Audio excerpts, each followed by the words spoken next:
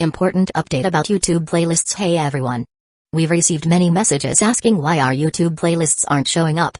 Do we create YouTube playlists? Yes, we absolutely do. So why can't you see them? Honestly, we're not sure. We've been in contact with YouTube support for several months now, but we still haven't received a clear answer or solution. After much discussion, our team has decided to take matters into our own hands. We believe the issue might be related to the number of playlists we've created on a single channel, possibly too many. Our solution? We're launching 2 additional YouTube channels, giving us a total of 3. This way, we can organize our audiobooks better and avoid the playlist visibility issue in the future. This change only affects our YouTube audience. If you're a patron supporter, you can still access all our audiobooks by visiting the collection menu on Patreon. Thanks so much for your time and continued support. Happy listening. They were horrified to find that the fallen fishmen were already cold corpses. One of them sat down on the ground with a thud, staring blankly at the corpses, muttering to himself as if he had gone mad. Devil. He's not human. He's a devil. Ignoring the fishman riffraff, Chaiga continued twisting Arlong's nose. At this moment, Arlong felt he had never hated his nose as much as he did now. The pain continued. Everyone present silently watched this cruel scene, and no one stepped forward to stop it. Arlong's actions had enraged everyone. Now, they felt only one thing: satisfaction. Crack. Finally, with a crisp sound of bone cracking, Arlong's nose was twisted off by Chaiga. MMPH. Arlong rolled his eyes and trembled violently. Chaiga, on the other hand, stepped on his head, playing with Arlong's nose in his hand. Nami, seeing this, ran to Chaiga's side and hugged his thigh. Brother Chaiga, can I have that thing? Chaiga looked down at Nami, puzzled. What do you want it for? It's pretty dirty. Nami bit her lip, glanced at Belmir, whose face was covered in blood, and seemed to have made a decision. She looked at the dying Arlong and said through gritted teeth, I want to use it as a weapon. I want to kill all pirates from now on. I hate them. Chaiga frowned, wondering if Nami had gone dark. On second thought, hating pirates wasn't necessarily a bad thing. If he, a marine, still had compassion for pirates, he wouldn't tolerate that. Especially thinking of Kobe. If Kobe dared to run up to me and ramble in the future, Chaiga thought, I'll crush him without hesitation. As for Shanks's face? Sorry, what's that? Chaiga stroked Nami's little head and said, this thing is too bloody and dirty. How about I find someone to forge you a dagger later? Nami nodded vigorously and hugged Chaiga, no longer speaking. Chapter 54, Scum of the Marines.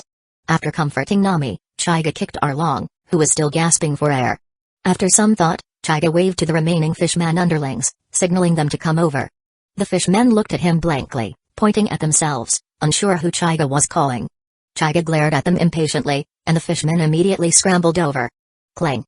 Chaiga threw a gun onto the ground and said, whoever takes this gun and shoots your captain once, I'll spare their life.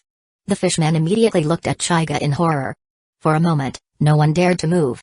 Chaiga didn't waste any more words and simply said to himself, I'll count to 3. 1. 2. Bang. Before the second number was even finished, a slightly shorter fishman had already snatched the gun from the ground and fired a shot at Arlong without hesitation. Arlong, lying on the ground, trembled violently. But he still wasn't dead. The fishman's physique was simply amazing. The fishman who fired the shot immediately looked at Chaiga with hope. Chaiga nodded, indicating that he could leave. The fishman felt as if he had been granted a royal pardon. He bowed 3 times to Chaiga with all his might, then took off running. He swore in his heart that he would never appear in a human town again. The other fishmen, seeing this scene, immediately went crazy, scrambling for the pistol on the ground. As they fought, they started hitting each other. Before long, several fishman corpses lay haphazardly across the ground. Chaiga watched the scene with interest, then kicked Arlong again and said, still breathing? Look how noble your fishman race is. They really fight their own kind to the death. Arlong didn't say a word. At this moment, he was more despairing than Belmir had been just now. His faith had completely collapsed. There would be no salvation. He just wanted to die. Chaiga clapped his hands, and the fishmen, who had been fighting moments ago, immediately quieted down. All right, the one who looks like an octopus. Yes, you. Come here. Chaiga was referring to Hatchin. During the previous struggle, he had remained motionless, standing there with a sorrowful expression as he watched his own kind slaughter each other. Hearing Chaiga's summons, he shivered and walked toward Chaiga, trembling. Chaiga used universal pull to draw the gun from a fishman's hand, then handed it to Hatchin and said, you. Fire the last shot. Hatchin held the pistol with trembling hands, feeling as if it were the heaviest thing he had ever held in his life. Seeing Hatchin still standing motionless, Chaiga raised his hand toward the group of fishmen behind him and unleashed a almighty push. After consuming the gravity fruit, Chaiga's almighty push was more than twice as strong as before. A single ordinary almighty push now directly blasted the group of fishmen into a pile of scattered parts. Ah! Seeing this horrific scene, Hatchin completely broke down. He aimed the pistol at Arlong and fired several shots in quick succession. Arlong finally fell silent, tears still visible on his face. Chaiga nodded in satisfaction, indicating Hatchin could also leave. Hatchin numbly turned to go, but Chaiga suddenly called out to him again. Oh, by the way. If you go back to Fishman Island, tell Jinbi that Arlong and these fishmen were killed by me. Tell him he can come find me if he has any business. My name is Chaiga Uchiha, and I'm currently a Marine Headquarters captain. Got that? Hatchin nodded, and Chaiga waved his hand, letting the mentally shaken Hatchin leave. At this point, the Arlong pirates, who had been so arrogant just moments ago, were nearly completely wiped out. The villagers of Kokoyasi village subconsciously shook their heads, confirming that they weren't dreaming. Chaiga turned around and gave the villagers a kind smile, which caused them to instinctively take a step back. Although Chaiga had lived there for 10 years, they still couldn't connect the man who had just slaughtered fishmen like dogs with the quiet fishing boy they remembered. However, Nojiko and Nami didn't care. The two girls, one on each side, helped Belmir approach Chaiga, sweetly calling him Brother Chaiga. Belmir, on the other hand, looked at the somewhat unfamiliar young man in front of her with a complicated expression. Less than a year had passed since their last farewell by the sea, and yet the young man before her had grown to such an extent. She had already heard of Chaiga's battle with Silver's Rayleigh, and now she knew. The power he displayed just now was likely only the tip of the iceberg. What terrifying talent! Why was the gap between people so vast? Belmir smiled bitterly and shook her head. Nojiko, beside her, asked with concern. Belmir, what's wrong? Belmir turned to her with a smile and said she was fine.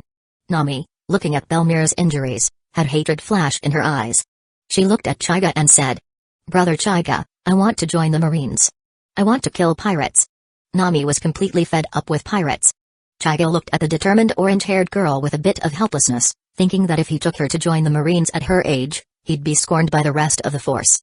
Belmir, despite her injuries, grabbed Nami's ear and said, How old are you? What kind of Marine are you going to be? And did you forget what Arlong just said? Nami shook her head like a drum, defiantly replying. But Brother Chaiga is also a Marine, and he saved us. And he's a high-ranking Marine now, isn't he? Can't he decide something like that with just one word? Hearing that, Chaiga smiled. While being a Marine headquarters captain wasn't a low rank, it wasn't exactly high command either. Still, he noticed Belmir's earlier words.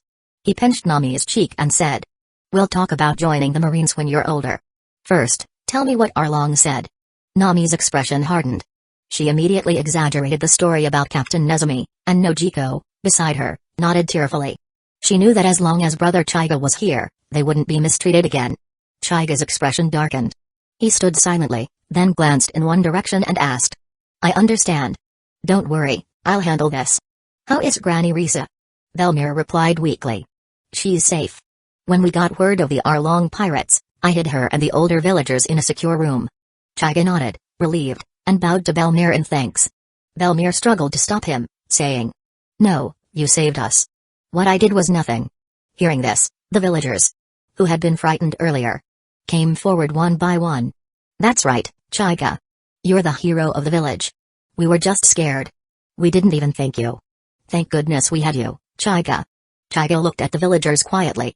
Their sincere gratitude made his anger burn even hotter. His body began to float upward.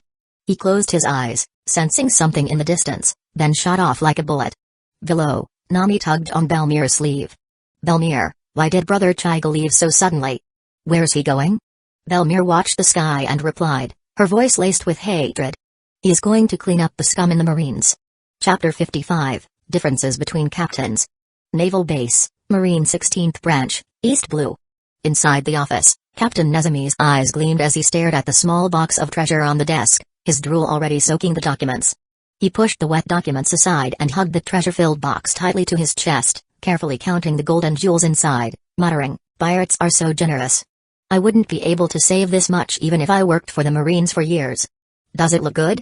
A voice suddenly appeared in the office, startling Captain Nezumi, who trembled and dropped the treasure box to the floor, scattering its contents everywhere. Chaiga stood at the office doorway with his arms crossed, behind him a group of Marine soldiers holding guns, though their faces looked rather pale, and their legs were trembling uncontrollably. Just moments ago, Chaiga had descended from the sky. The surrounding Marine soldiers immediately surrounded him, but Chaiga didn't even move, merely releasing a faint burst of Conqueror's haki. The Marine soldiers instantly rolled their eyes and collapsed to the ground, still unconscious.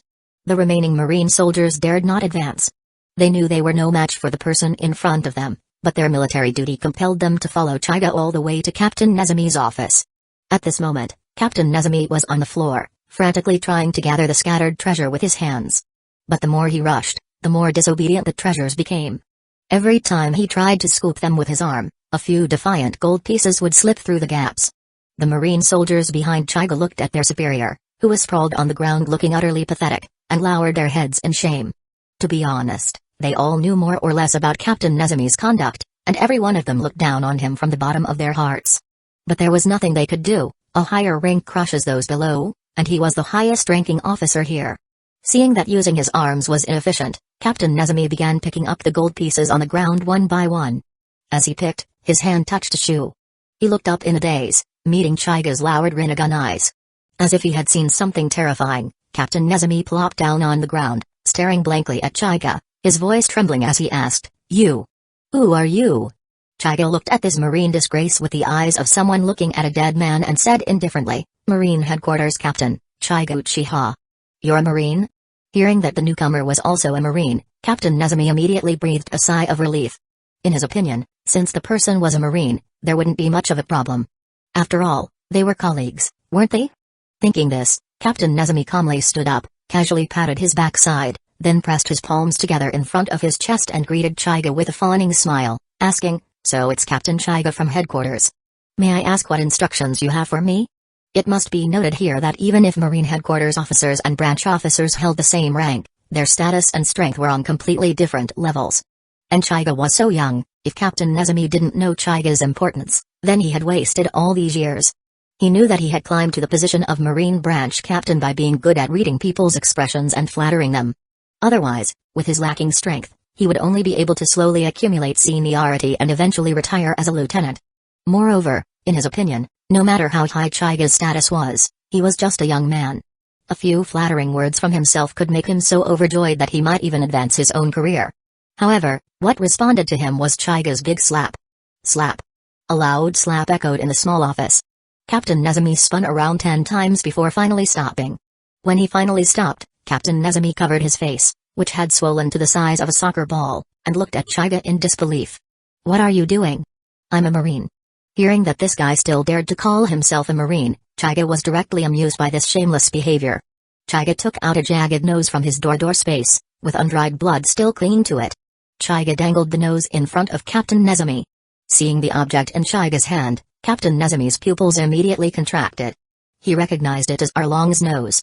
At this point, even someone as shrewd as he understood Chaiga's purpose in coming to find him, and he fell silent for a moment. Chaiga held Arlong's nose in his hand, staring at him and saying, "Marine? How does that word coming out of your mouth disgust me so much? I ask you, when you accepted bribes from pirates, did you remember that you were a Marine?" At these words, the Marines behind Chaiga all widened their eyes. They knew Captain Nezumi had a bad reputation, but reputation was one thing. Accepting bribes, and from pirates no less, was a matter of principle. The impact of such a thing on their sense of justice was unimaginable. A Marine soldier asked with a trembling voice, "Captain Nezumi, is what Captain Chaiga said true?" Even now, this upright Marine soldier still held a sliver of hope, and even left Captain Nezumi some face when speaking. At least he didn't remove the captain. Captain Nezumi couldn't care less about that now. He shouted at the Marine soldiers with a false bravado, "Of course it's not true. I'm the highest-ranking officer here. I now suspect this person isn't a Marine at all. Quickly, arrest this guy." Hearing their superior's order, the soldiers were in a dilemma. In fact, their hearts were more inclined towards Chaiga at this moment, simply because Captain Nezumi's usual conduct was too poor. Chaiga ignored the soldiers behind him. He no longer wanted to waste time with this Marine disgrace. With a flash, Chaiga appeared before Captain Nezumi, grabbing him by the neck and lifting him up like a small chicken. Captain Nezumi was just over 1.8 meters tall, already appearing somewhat small in front of the over 2-meter tall Chaiga. Now, being held in midair by Chaiga, His legs could only kick wildly, and he continuously yelled, "Let go of me! Let go of me! Even if you're from headquarters, you have no right to deal with me." "Oh? I have no right?" Chiga looked at the disgrace in his hand with disdain. With his other hand, he took out a denden mushi from his pocket and dialed it in front of everyone present. Gulu gulu. In a few seconds, the denden mushi was answered. The voice that came from the denden mushi's mouth stunned everyone present except Chiga. "This is Fleet Admiral Sengoku. It must be Chiga, right? Your incident with really caused quite a stir. What do you need me for at this time?" Chapter 56, Judgment. Sengoku's voice came from the denden mushi. Just as Chiga was about to speak, Garp's voice rang out again. "Chiga, you're something else. To actually injure the Dark King, really? You truly live up to being someone I brought back, haha." The laughter abruptly stopped as Sengoku once again reclaimed the denden mushi. He shot a glance at Garp, his eyes full of disdain. "You brought him back? Clearly, it was my discerning eye that spotted him, and I just happened to give you the opportunity. Now you want to take credit? What were you doing before? Go spend 2 more days with your grandson." After silently despising Garp, Sengoku quieted down in front of the denden mushi, awaiting Chiga's reply.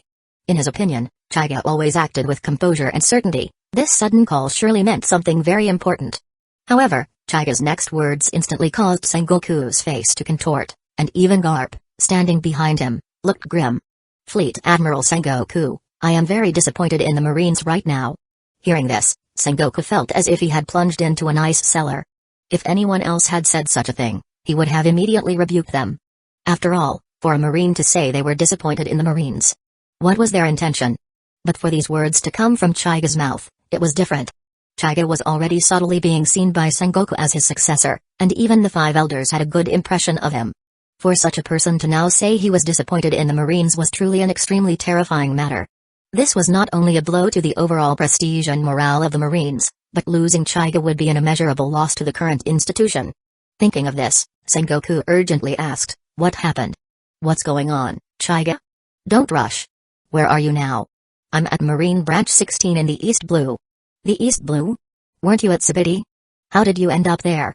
It took several days to travel from Sabiti to the East Blue by warship. Not much time had passed since he received the news of Chiga's great battle with the Dark King at Sabiti, so how could Chiga already be in the East Blue?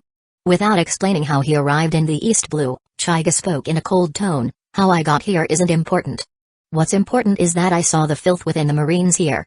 Captain Nezumi, this rat, actually accepted bribes from the Arlong pirates, allowing them to attack my village." "What did you say?" Hearing such a thing, Sengoku was also incredibly furious, golden light even emanating from his body. Garp, beside him, clenched his fist, a faint black aura subtly appearing on it. Struggling to suppress his emotions, Sengoku spoke in an extremely repressed tone, "I understand. Where is that Captain Nezumi now? I have something to ask him." Before Chiga could speak, Captain Nezumi, who was being choked by Chiga, immediately shouted into the denden mushi as if he had found a savior, "Fleet Admiral Sengoku. I'm here. Save me. This Chiga Uchiha attacked me without any evidence. Is this what a Marine should do? I'm a Marine too, after all." Hearing Captain Nezumi's words, Sengoku frowned. He had never doubted Chiga's words, but as the supreme commander of the Marines, he couldn't simply make judgments based on personal feelings when facing matters like this. For example, when Akainu ordered the shelling of a civilian ship, although Sengoku, like Aokiji, felt angry, from the perspective of the Marines and the world government, Akainu's actions were understandable. Thinking of this, Sengoku couldn't help but sigh, feeling troubled for a moment. Garp, beside him, didn't bother with such considerations. He directly slammed his hand onto the table with such force that the entire table shattered into a pile of fragments. Sengoku stared blankly at the ruins in front of him, and it took him a moment to regain composure before glaring at Garp. Garp was truly enraged at this point. He retrieved the denden mushi from the fragments and shouted, "Chiga, don't listen to what this bastard says. You can do whatever you want with this scumbag. Whatever happens, it's on me. Damn it." Sengoku looked at the emotional Garp with a complex expression. He opened his mouth as if to say something, but ultimately held back. He tacitly approved of Garp's actions. However, for the consequences to be on Garp was impossible. This matter, he, Fleet Admiral Sengoku, would bear it. It was just a branch captain. Even if he had some background, the impact of executing him without evidence, none of that mattered anymore. This time, he chose to unconditionally trust Chiga and support him. After all, Sengoku himself was once a passionate young Marine. Listening to the voices from the Den Mushi, Chaiga's gloomy mood improved considerably. These two lovable old men trusted him so much, so he wouldn't make things difficult for them. Don't worry, Fleet Admiral Sengoku, Vice Admiral Garp. I'll make him talk. With that, Chaiga slowly turned his head, his Rinnegan locking on to Captain Nezumi in his hand. He spoke indifferently, before these eyes, you have no secrets to hide. Locked onto by Chaiga's Rinnegan, Captain Nezumi was so terrified that he began to struggle desperately again, yelling that it was against regulations and urging the marine soldiers present to save him. However, no one responded to him. The only response he received was Chaiga's icy words, Narakapath, King of Hell's Judgment. Captain Nezumi looked back in horror at Chaiga. In his vision, a hole emitting a purple aura suddenly appeared there, and a terrifying large face emerged from it. That face had a pair of eyes identical to Chaiga's, which eerily rotated a few times before slowly looking at Captain Nezumi. This bizarre sight immediately caused Captain Nezumi to wet his pants. Literally. The surrounding marine soldiers, however, looked at Captain Nezumi, who was scared stiff like a dead dog, with puzzled expressions. In their eyes, nothing had happened. Yet Captain Nezumi was directly scared into wetting himself. The King of Hell's face summoned by the technique could only be seen by the Rinnegan user and the target of the technique, others could not see it. Chaiga looked at Captain Nezumi expressionlessly and explained to him, what you see is the King of Hell. If you dare to lie, your tongue will be pulled out by him, and you will not survive. Do you understand? Captain Nezumi frantically shook his head, still clinging to a sliver of hope in his heart. Chaiga ignored the scoundrel and asked, I ask you, did you accept bribes from the Arlong pirates and allow them to plunder villages? Captain Nezumi said nothing, only shook his head. However, the King of Hell would not indulge such a man. A long purple tongue uncontrollably extended from Captain Nezumi's mouth, then was grasped by a tentacle-like hand extending from the King of Hell's mouth and slowly pulled inward. Captain Nezumi's eyes widened. He had a premonition that as soon as his tongue was placed into the mouth of that terrifying face, his life would end. And even his soul would not find peace. I'll talk. I'll talk. Everything was my doing. The treasures Arlong gave me are right there. What Chaiga Uchiha said is true. I'm a disgrace to the Marines. I deserve to die. Please let me go. It's so scary, I don't want my tongue eaten by this thing. Hearing Captain Nezumi's confession, both the soldiers present and Sengoku and Garp on the Den Mushi involuntarily breathed a sigh of relief.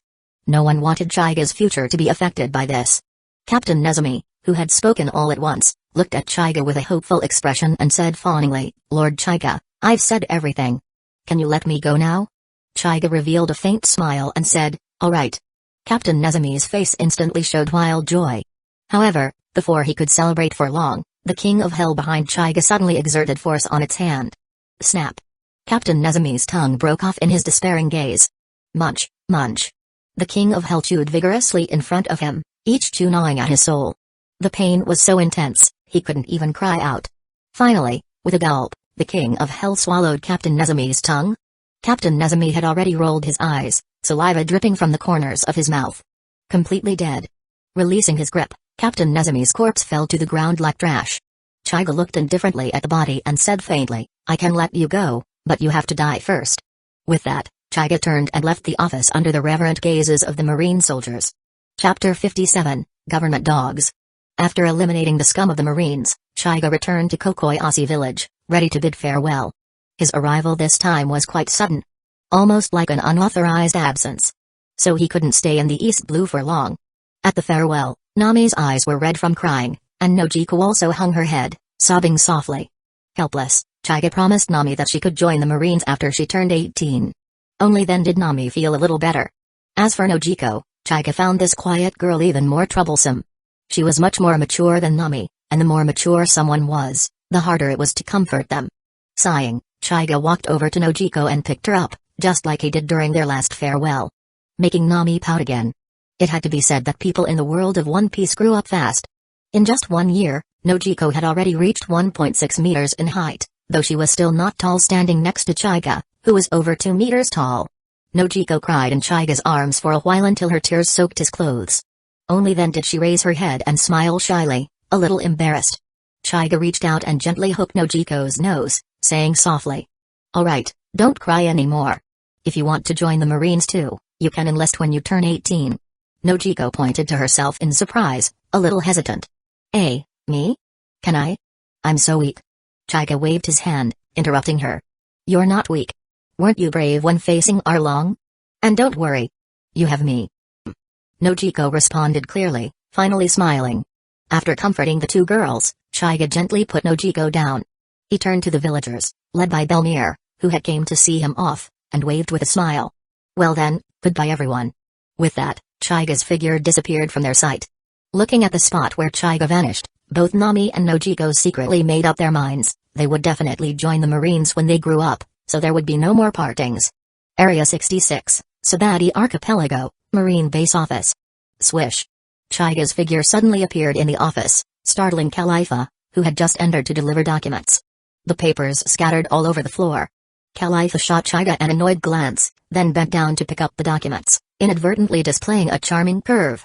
Chaiga felt a little embarrassed. At the time he had received the Flying God Thunder signal, Khalifa had been sitting on his lap feeding him tangerines. When he disappeared like that, she probably fell flat on her back. Thinking of this, Chaiga raised his hand and activated a low-powered universal pull. All the documents on the floor were pulled onto his desk and, under Chaiga's precise control, stacked neatly. Seeing the files already on the desk, Khalifa stood up, adjusted her black skirt, and gracefully walked behind Chaiga, naturally beginning to massage his shoulders. Chaiga gently squeezed Khalifa's hand, signaling her not to bother. He turned and looked at his dutiful secretary, feeling a tinge of guilt. His sudden disappearance probably left Khalifa to handle everything. She must have had a tough time. It must have been hard these past few days. Aren't you going to ask me where I went? Khalifa tilted her head. It doesn't matter what you did. As long as you're back safely. Ever since she received the message from Stussy that she had been assigned to Chaiga by the Five Elders, Khalifa had come to terms with it. Although she'd technically been treated as a bargaining chip, she didn't resent it. Because if she belonged to Chaiga, then it wasn't such a bad deal. Her words moved Chaiga deeply. He pulled Khalifa into his embrace, slowly lowering his head. Khalifa, sensing what he was about to do, naturally closed her eyes, anticipating the moment. Suddenly, bang! The door was roughly pushed open, and two men in black suits and sunglasses walked in, carrying a box.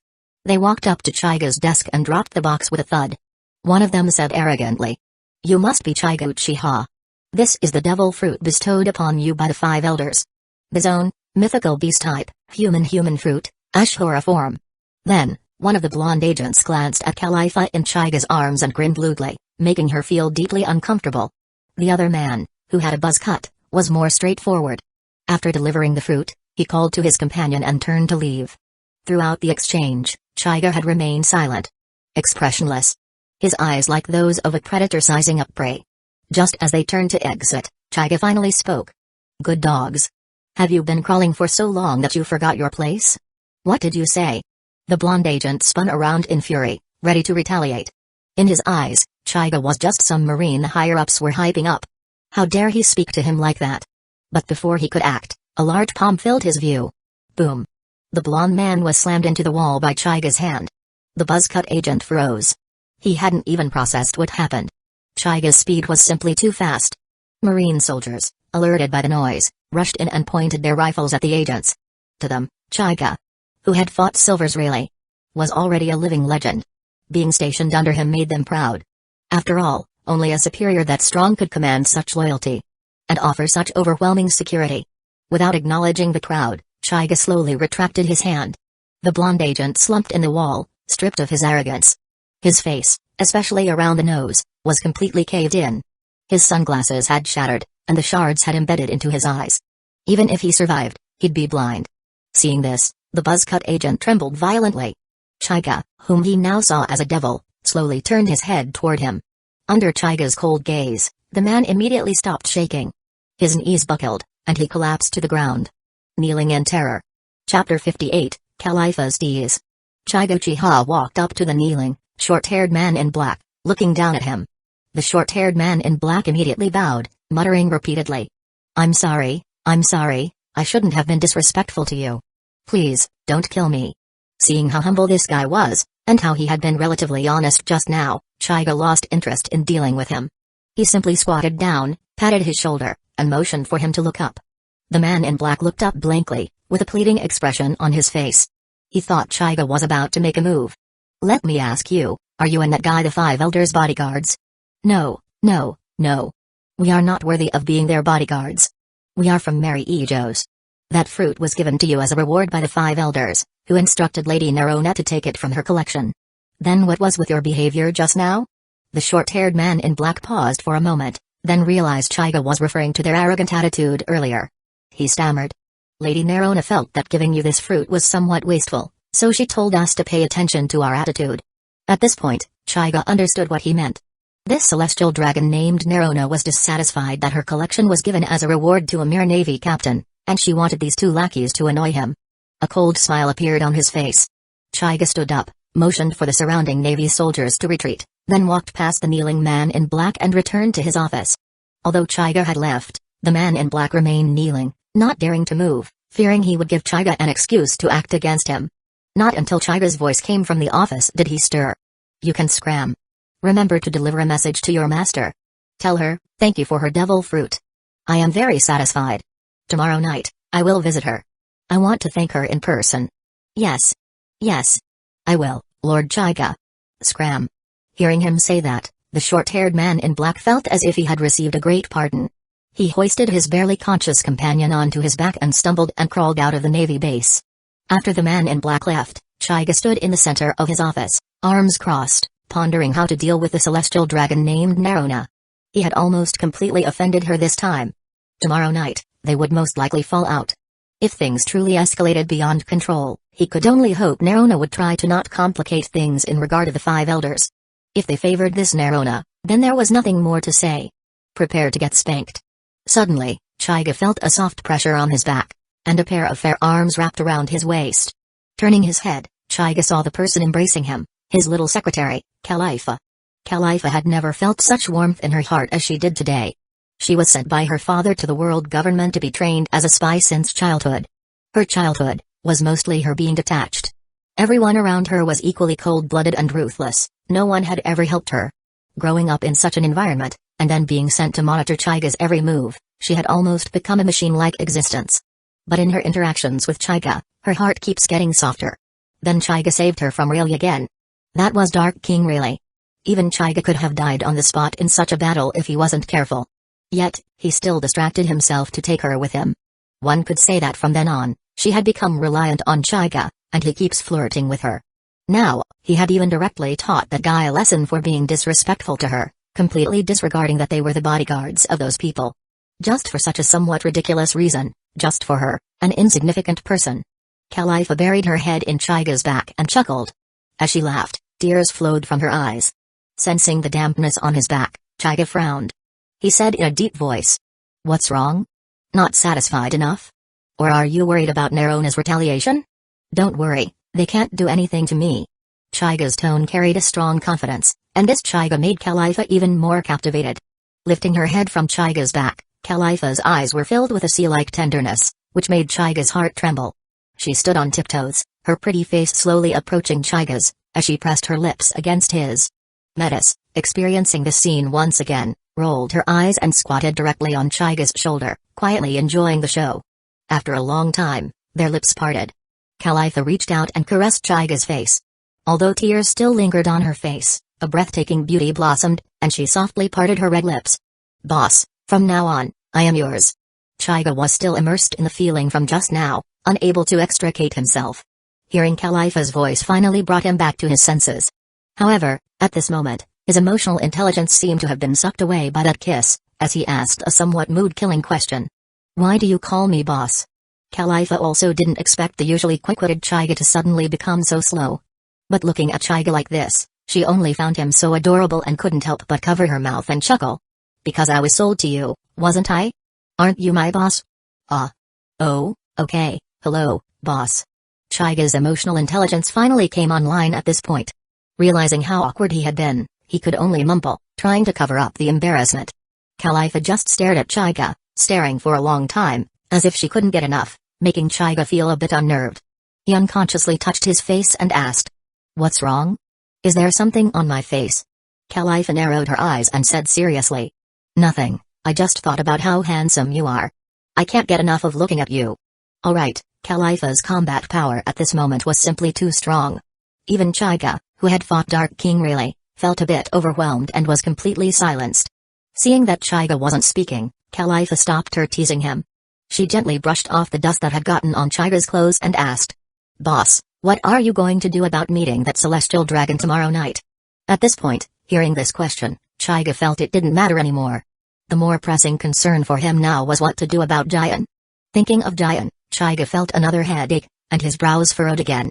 Seeing Chaiga's expression, Khalifa thought he was also troubled by this matter.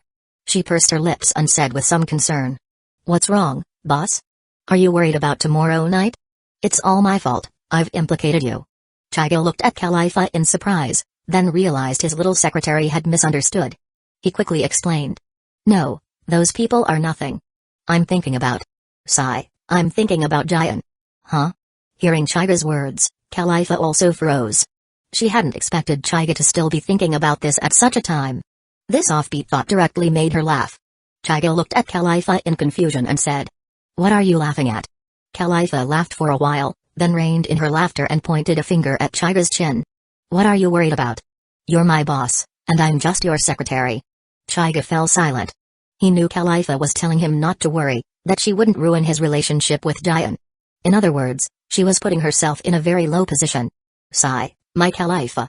Chaiga couldn't help but curse himself inwardly. I'm really a scumbag. Well, this matter would be a marvel even within the Uchiha clan. After all, among a group of pure love warriors, there appeared a scumbag like Chaiga Uchiha, which could be considered bringing glory to his ancestors. Chapter 59, Saint Nerona. The next evening, Chaiga and Khalifa appeared before a luxurious mansion. Tonight, Chaiga was wearing his favorite black robe with the Uchiha clan crest printed on it, instead of his marine uniform. This way, if he really had to run away after causing trouble, it would be more convenient. Khalifa's attire was still primarily black. At this moment, she nervously gripped Chaiga's hand. Chaiga released her hand, patted her back, and gave her a reassuring smile. Then, he turned and walked into the mansion, with Khalifa hastily following him. Two men in black stood at the entrance of the mansion.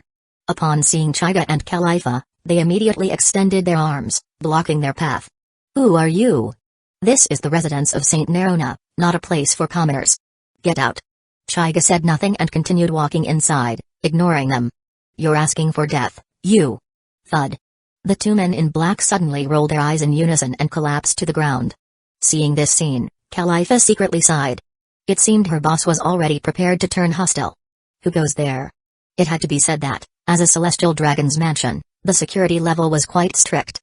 The two men in black at the entrance had fallen silently, yet the moment Chaiga stepped inside, countless other men in black appeared around Chaiga and Khalifa, glaring at them with ill intent. Chaiga had already lost patience with these loyal black-suited dogs. His eyes narrowed, and an overbearing aura erupted. All the men in black present followed the fate of the two at the entrance, leaving only one thin man in black standing there, bewildered. Khalifa, behind Chaiga, looked at the men in black lying on the ground and couldn't help but recall how she herself had lost consciousness from a similar attack by the Dark King. It's this again. The technique that Dark King really called Conqueror's Hockey.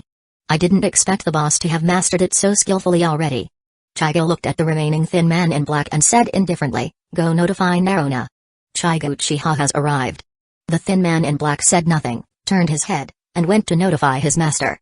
A moment later, the thin man in black returned. This time, his face was covered in blood, as if he had been severely beaten. Seeing Chaiga, he hastily said, "Saint Nerona wants to see you. I'll lead the way." As he spoke, Chaiga noticed that the man's front teeth were missing. It seemed Nerona had done it to him. She really was as arrogant and tyrannical as the rumors said, treating people as less than human. Nodding, Chaiga followed the thin man in black, preparing to meet the so-called Nerona. Entering a large hall deeper inside, there was a wide red carpet stretching to the far end of the hall. Led by the man in black, Chaiga and Khalifa walked to the end of the red carpet, where there was a high platform. Chaiga slightly raised his head and saw Nerona sitting at the top of the platform. Beside her were two even more muscular men in black and a panting pug. The woman was wearing the Celestial Dragon's signature astronaut suit. Her orange hair was exaggeratedly styled into a top knot, and she wore tinted sunglasses. Below the glasses, a transparent purple silk scarf was wrapped around her face, giving her a somewhat attractive appearance. At this moment, Nerona lowered her eyelids, looking down at Chaiga and the others with the gaze one would give to ants. Upon seeing Nerona, a trace of fear appeared on the thin man in black's face in front of Chaiga. Nevertheless, he stepped forward, respectfully preparing to report, "Saint Nerona, I have brought Uchiha." Bang! Before he could finish speaking, a gunshot rang out. The thin man in black clutched his chest, looking incredulously at Nerona above. He opened his mouth to say something but spat out a large mouthful of blood, finally collapsing to the ground unwillingly. Nerona held a smoking golden flintlock pistol in her hand. She glanced at the fallen man in black and said disdainfully, "Useless trash." After speaking, she didn't look at the fallen man again. Nerona turned to Chiga and said in a cold tone, "Are you Chiga Uchiha? Do you know that you injured my people a few days ago?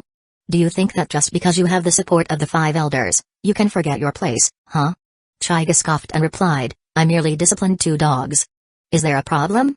Hearing Chiga dare to retort to her like this, Nerona angrily raised her pistol again, aiming it at Chiga, intending to kill this disrespectful marine. However, Chiga no longer wanted to waste words with this woman.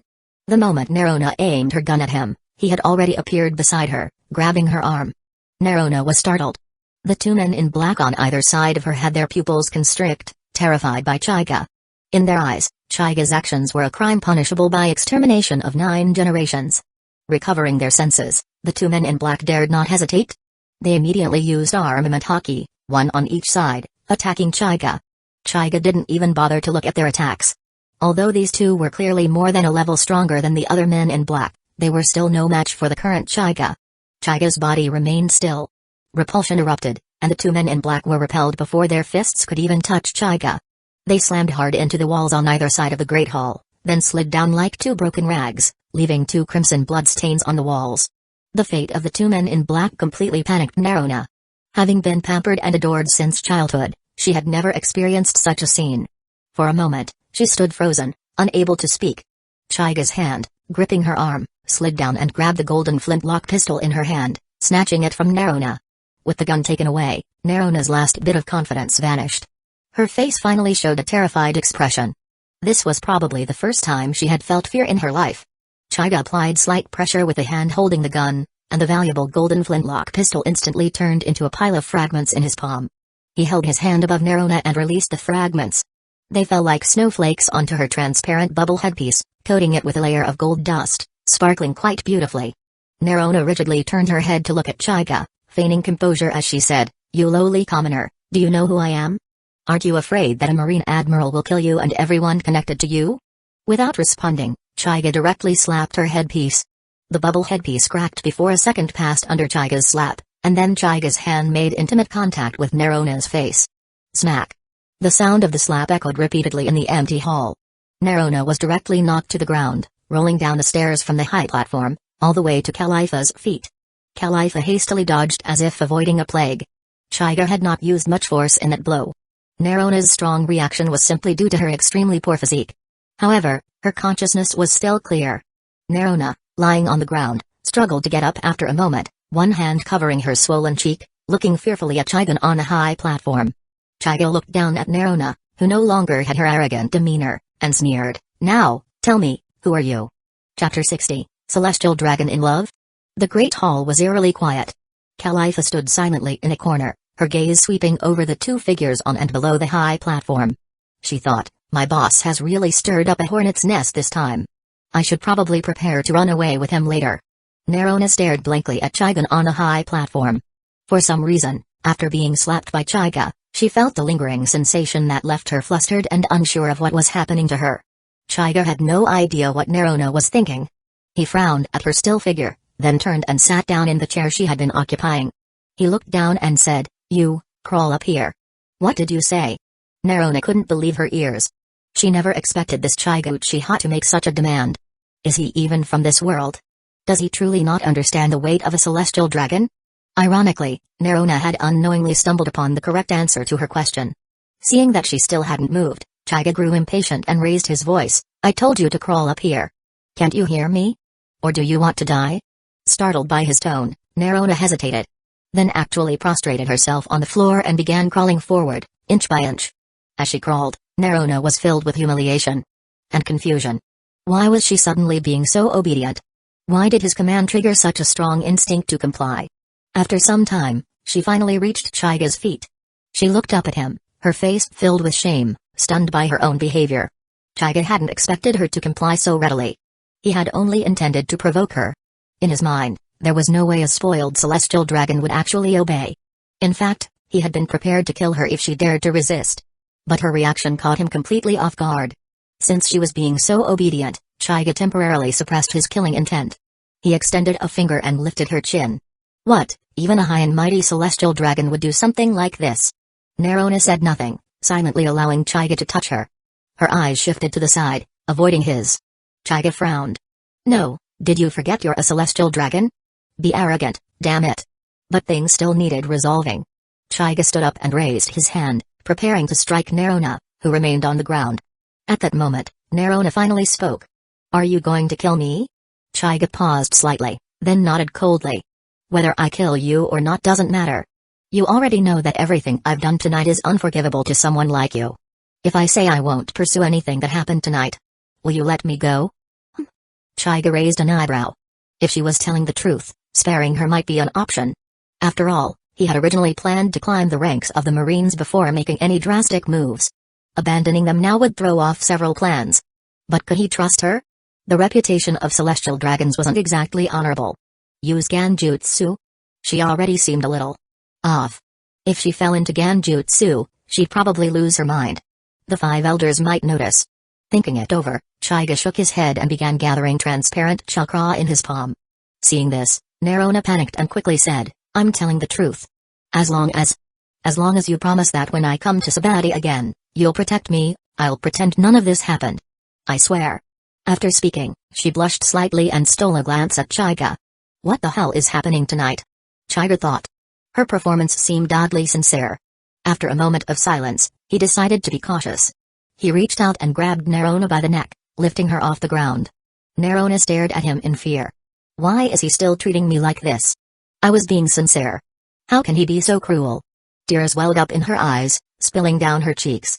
Annoyed, Chiga snapped at her. Quiet. Look into my eyes. Huh? Oh. Startled, she immediately stopped crying and obediently looked up at him, murmuring, 1, 2, 3. Chiga narrowed his eyes. What are you doing? Nerona froze and stammered, your eyes are so beautiful. I wanted to count the rings in them. Chiga lost count of how many times he'd been speechless tonight. Without another word, he activated his ability, Narakapath, King of Hell's Judgment. A terrifying demonic face rose from the purple-flamed void behind him. Nerona's eyes widened in horror, and she began kicking her legs wildly. Behave. Okay. But the monster behind you is really scary. Stop talking nonsense. I ask, you answer. If you lie, this thing will rip out your tongue and eat it. I understand. Were your words just now true? Will you really forget everything that happened tonight? Really, I swear. Nerona practically shouted. After a moment, she lowered her head and added quietly, but you have to promise to be my bodyguard when I return to Sabati. Ignoring her, Chiga glanced back at the King of Hell. Since it didn't react, he knew she was telling the truth. He released his technique. The terrifying face behind him faded from Nerona's view. She watched in awe as it vanished. Your abilities are amazing. Is that a devil fruit power? Don't ask questions you shouldn't ask. Hearing the warning in his tone, Nerona quickly shut up. Chiga jumped down from the platform and walked toward Khalifa. Let's go, he said, grabbing her hand. He was about to leave when Nerona called out again. Are you leaving already? Without looking back, Chiga replied impatiently, if I don't leave, should I stay here with you? There's such a good. Never mind. It's not impossible. Chiga was numb from her strange behavior. He grabbed Khalifa and disappeared in a flash of flying thunder god. Nerona stood in place, blankly staring at the empty space where Chiga had vanished. After a long while, the gulu-gulu sound of a dendenmushi buzzed from inside her clothes. Snapping out of her daze, she reached in and pulled it out. An old voice came through, Nerona, has Chiga Uchiha been there? What was his attitude like? Adjusting her clothes, Nerona stood tall and replied in a composed tone, his performance was excellent. I'm very satisfied with him. Didn't he kill your people? Did he threaten you? No. Just a few disobedient dogs. Colonel Chiga not only apologized, but also promised to be my bodyguard next time. He'll personally ensure my safety. Oh? Well, he sounds like a good fellow then. Very well, we understand. As the call ended, Nerona let out a breath and patted her chest. The matter was over. But why did she feel so strange? Chapter 61, Rear Admiral Chiga. Area 66 of Sabati Archipelago, inside the Marine base Swoosh. Chiga and Khalifa appeared in the office. As soon as they arrived, Chiga grumbled, is that Nerona sick? Are all celestial dragons like this? Khalifa stood silently behind Chika, her gaze on him a little strange. She had actually noticed something but wasn't sure, so she could only remain silent. Suddenly, the den mushi on the table rang with a gulu sound. Chika picked it up casually, and Sengoku's voice came through. Is that Chika? What did you do tonight that even the 5 elders specifically contacted me about you? They said you've been diligent and conscientious during this period, and even said your military rank is too low? Chika was momentarily stunned. Me, diligent and conscientious during this period? Did they mean the super almighty push and planetary devastation that destroyed almost an entire area of Sabeti, or giving Nerona a big slap in the face tonight? I just met a celestial dragon named Nerona. Nothing else. What? Are you talking about Nerona from the Roswild family? Yes. Sengoku was silent for a moment on the other end of the den mushi. He knew about the Roswild family. They were a typical group of celestial dragons, possessing all the vices they were known for. Nerona, as the daughter of Saint Roswild, the head of the Roswild family, had always looked down on other races.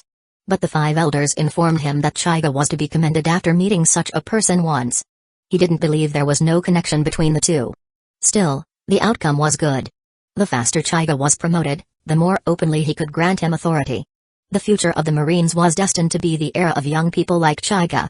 All right, then return to Marine headquarters tomorrow. I'm preparing to award you the rank of Rear Admiral. Just attend the promotion ceremony. Yes, I understand. Hanging up the phone, Chika looked up and saw his secretary, Khalifa, looking at him with a strange gaze.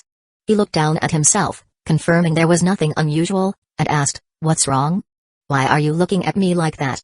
Khalifa shook her head helplessly, indicating it was nothing.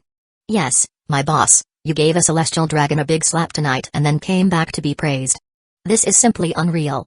Chika rubbed his temples, his gaze sweeping across the box on the table containing the azure fruit. He then remembered he had such a fruit. To leave a mythical zone-type devil fruit here for a day and a night. He truly was carefree. He reached out and opened the box, revealing the fruit inside. It was a golden mushroom-shaped fruit, but this mushroom had 3 heads, looking rather peculiar. Khalifa walked over to Chika, curiously examining the fruit, and asked, "Boss, are you going to eat this fruit?" Chika nodded. After all, it was a mythical zone, perfectly meeting his requirements. This time, he didn't avoid Khalifa. Chika reached out and placed his hand on the middle mushroom head of the fruit, activating the Preta path to absorb it directly. In a moment, the ability was absorbed, and a normal mushroom appeared on the table. Khalifa covered her mouth, watching the miraculous scene before her, thinking, as expected of the boss. Things that happen to him are always so peculiar. Chika closed his eyes, sensing the newly acquired ability. When he opened them again, his right eye had an additional 4th tomoe. Khalifa also noticed the change in Chika's right eye and asked curiously, "Boss, are the symbols in your eyes caused by absorbing devil fruits?" "As expected of my good secretary." "Smart as ever." "Boss, you." "Never mind. So, do these 4 patterns mean you've already absorbed 4 devil fruits? Did you also absorb that gravity fruit?" "Yes, that's why I need devil fruits.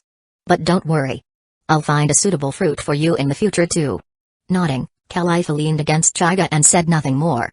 To be honest, whether she had a devil fruit or not was no longer important to her. She just wanted to be a good secretary to Chika now. The next day, aboard Tsuru's warship, just like when they went to Sabati Archipelago, Chika was casually basking in the sun with his head resting on Giant's lap. Giant gently stroked Chika's hair, a soft smile on her face, quietly watching him rest. Suddenly, Chika opened his eyes. A pair of Rinnegan eyes shimmered with divine light under the sunlight, making Giant involuntarily entranced. With a slight smile, Chika reached out and tapped the spider tattoo on Giant's thigh, saying, "What's wrong? Haven't had enough of looking?" "No, I really want this moment to last forever." Chika chuckled, then got up and stretched. He turned and said, "When I become an admiral, I'll transfer you to my ship, so you can look at me every day. Let's see if you ever get tired of it." Giant stood up, walked in front of Chika, helped him straighten his slightly wrinkled marine uniform, and smiled, "All right. I'll wait for the day you become an admiral. Just don't keep me waiting too long, okay? Don't worry. That day isn't far off." Inside the fleet admiral's office, knock knock knock. "Come in." The door was pushed open, and Chika walked in with one hand in his pocket. Seeing Sengoku buried in documents, he said with a smile, "Long time no see, Fleet Admiral Sengoku." As Chika spent more time in the Marines, his relationship with Sengoku and others had become more relaxed. No need for excessive formality. "Ah, Chika. Come, come. These are your Rear Admiral epaulets and uniform." Sengoku pushed a small box and a coat with the word justice on the back toward Chaiga. Chaiga barely glanced at the box containing the epaulets. His eyes were drawn to the coat. Anyone who's watched One Piece probably admires the marine officers' coats with justice printed on them. Wearing one feels like donning a Hokage's cloak. One word, cool. Chaiga had always admired the one Zephyr wore. Now he could finally wear one himself. Without hesitation, he grabbed the shoulders of the coat and gave it a firm pull. Whoosh! Chaiga donned the marine coat. With his height over 2 meters and long black hair, the coat gave him a sacred and imposing presence. Sengoku was momentarily stunned. When he came to his senses, he thought somewhat shamelessly, he's quite handsome. But still a bit short compared to my younger days. Maybe just 10 times more handsome than Garp. Chaiga shook his body vigorously and found the coat held firm. No wonder Marines wore these during major battles and still looked cool. After savoring the moment, Chaiga remembered to visit his teacher, Zephyr. Zephyr had been genuinely kind to him, and Chaiga never doubted that. Fleet Admiral Sengoku, is Teacher Zephyr still at the training camp? I'd like to go see him. Hearing this, Sengoku looked at Chaiga with satisfaction. This was one of the reasons he admired Chaiga. He knew how to show gratitude. People who respected their mentors always stood out. However, Chaiga's good intentions might be in vain this time. Sengoku waved his hand and said, no need. This batch of cadets has been training diligently, and Zephyr is preparing to take them out to sea for drills ahead of schedule. They've already departed. What? Chapter 62, Zephyr's Crisis. Sengoku didn't know why Chaiga reacted so strongly to the news of Zephyr going out to sea. It was just a sea drill. Was it really that big of a deal? However, out of trust for Chaiga, he still asked. What's wrong? Is there a problem with this sea drill? Of course, there was a problem, and a huge one at that. In a movie film, Z, it was mentioned that Zephyr was attacked by Whitebeard Jr. while taking the last batch of students on a training ship. Only Ain and Bins survived, and Zephyr even lost an arm. Although history had changed and Zephyr had gone out to sea earlier, there was no guarantee that Zephyr wouldn't still encounter Whitebeard Jr. if the outcome was good. It would be fine, but what if it was worse? Thinking of this, Chaiga's face darkened even further, and he anxiously asked. Where did Teacher Zephyr go? I don't know the exact location. I'll ask him with a Den Mushi. With that, Sengoku dialed Zephyr's Den Mushi, but after a long wait, there was no answer. This abnormal situation made Sengoku's face sink as well. He looked up at Chaiga and asked. What exactly happened, Chaiga? Do you know something? There was no time for further explanation. The southeast direction was too vague. However, at this point, Chaiga couldn't afford to think too much. He directly opened the window of Sengoku's office, activated his Deva Path ability, and soared into the sky. The documents on Sengoku's desk were scattered all over the floor by the gust of wind created when Chaiga left. Sengoku had no time to worry about that either. He immediately summoned Aokiji and ordered him to quickly lead a ship of soldiers to rendezvous with Zephyr. In a certain sea area, a giant head suddenly emerged from the calm surface. A serpent-shaped sea king over 100 meters long burst out of the water, biting a huge whale in its mouth. With a forceful bite, the whale's corpse was directly torn in half and swallowed by the sea king. The well-fed sea king smacked its lips in a human-like manner and was about to sink back into the sea when suddenly, a continuously expanding black dot in the distant sky caught its attention. It squinted its massive eyes, trying to see what it was. However, the black dot, which had just been small, expanded in an instant. It finally saw that the black dot was a human, and this was its last conscious thought. Get out of the way. PFFT.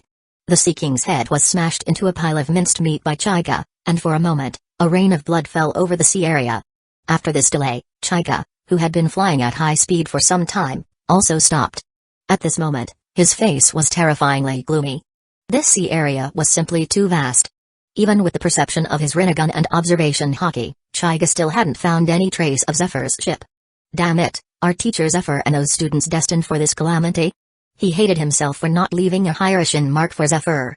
Was it Zephyr's strength that made him careless? Chaiga slammed his fist hard onto the sea surface. Hundreds of tons of seawater were immediately blasted into the sky, turning into a curtain of rain. Chaiga's body trembled as seawater splattered on his face. A forgotten jutsu suddenly appeared in his mind, Sensing Rain. The Sensing Rain jutsu, originally used by Pain in Naruto, created rain clouds imbued with chakra, allowing the user to perceive everything within the rain's range. It was perfectly suited for the current situation. Chaiga closed his eyes, clasped his hands together with his middle and index fingers raised, and activated the Sensing Rain. As the jutsu was activated, the sky above the sea area for several hundred kilometers, which had been clear, instantly became covered in dark clouds, and heavy rain poured down. After calmly sensing for a while, a small cluster of life energy appeared in one location, with one of the fluctuations already very weak. Receiving the information, Chaiga immediately opened his eyes and once again activated his Devapath ability. His figure instantly disappeared from above the sea surface. In another sea area, on a lifeboat, a group of marine soldiers wearing blue and white striped vests were gathered together, many of them familiar faces, including Bridge, Graves, and Binns. At this moment, their bodies were more or less stained with blood, clearly having just experienced a fierce battle. However, none of them cared about their own injuries. They just sadly watched a blonde female marine crying while holding another female marine with sea blue hair. These two female marines were Aine and her roommate, whose name was Alice. Aine, held in Alice's arms, was in a very bad condition. Her eyes were half closed, and her long eyelashes trembled continuously due to the pain in her body. There was a terrifying wound across her entire abdomen, constantly gushing blood. "No, Aine, don't fall asleep. We'll be back at headquarters soon. Damn it, why is it suddenly raining?" Alice kept shouting at Aine, her face a mixture of rain and tears. One hand desperately tried to stop Aine's bleeding, but the wound was simply too large. No matter how hard Alice tried, blood still seeped through her fingers. Some of the other students couldn't bear to watch anymore. Some even turned their heads and silently wept. It could be said that Aine had played a huge role in them being able to hold on until now. It was supposed to be just a sea drill, led by former Marine Admiral Zephyr, and no one expected such a thing to happen. As they sailed into a certain sea area, they encountered Whitebeard Jr., Edward Weevil, and Miss Batkin. Upon seeing a ship full of new recruits, Weevil immediately attacked under Miss Batkin's instruction, but was blocked by Zephyr. However, Zephyr was old and not in good health. He also had to protect the students behind him. He was momentarily careless and was injured by Weevil. It was Aine who used her Devil Fruit ability to temporarily stop Zephyr's injuries and even regressed Zephyr's age by 8 years. It was Aine's intervention that caught Miss Batkin's attention. She immediately ordered Weevil to take a direct punch from Zephyr just to eliminate this female marine with special abilities. Aine was severely wounded and fell unconscious in this situation, struck in the waist by Weevil's blade. Due to her unconsciousness, Zephyr's regression also became ineffective, and his battle with Weevil turned disadvantageous again. But Aine stubbornly woke up, forcefully activated her ability to regress Zephyr by another 8 years, and then continued to support her consciousness until the remaining Marines brought her here. Hearing Alice's cry, Aine opened her mouth and spat out a large mouthful of blood. Alice immediately cried even harder. Aine tremblingly reached out and touched a package placed beside her, then took it and handed it to Alice. Alice, wiping away her tears, took the package and asked, "What is this? When we left the warship just now, you didn't forget to have Bridge hook it over for you. Is it something important?" Seeing Alice take the package, Aine also breathed a sigh of relief and weakly said, "This is the devil fruit I got in the assessment. When you go back, give it to Chaiga. It was meant for him anyway. Why don't you give it to me personally?" A voice sounded, and a figure descended onto the ship. It was Chaiga, who had arrived. With Chaiga's arrival, the dark clouds that had covered the sky just moments ago instantly dispersed, and sunlight streamed through the clouds, falling on everyone's faces. Chapter 63, Chaiga's Arrival. It's Chaiga Uchiha. Boss Chaiga. Everyone on the ship was stunned when they saw Chaiga suddenly appear. The students who recognized him, along with Chaiga's roommates, quickly swarmed around him. Seeing Chaiga at this moment was like seeing a savior, but he simply waved his hand, gently pushing the crowd aside, and made his way to Aine's side. Holding Aine's already cold hand, Chaiga said softly, "I'm sorry I'm late." Aine forced a smile, her gaze fixed on Chaiga. "It's not your fault. I'm still too weak. I'll never be able to catch up to you." Shaking his head, Chaiga carefully took Aine from Alice's arms, letting her lean against him. Aine moved her head slightly, her consciousness beginning to fade. She took a few trembling breaths and raised her hand to gently touch Chaiga's face. Using her last strength, she spoke. Afraid that if she didn't now, she'd never get the chance. "I think this is it, Chaiga. Actually, I've always looked up to you. Don't say anything more. I understand. Just look into my eyes." Makes me remember that scene in the anime Code Geass when Lelouch used his Geass on Shirley to prevent her from dying. Sad though, 'cause she died.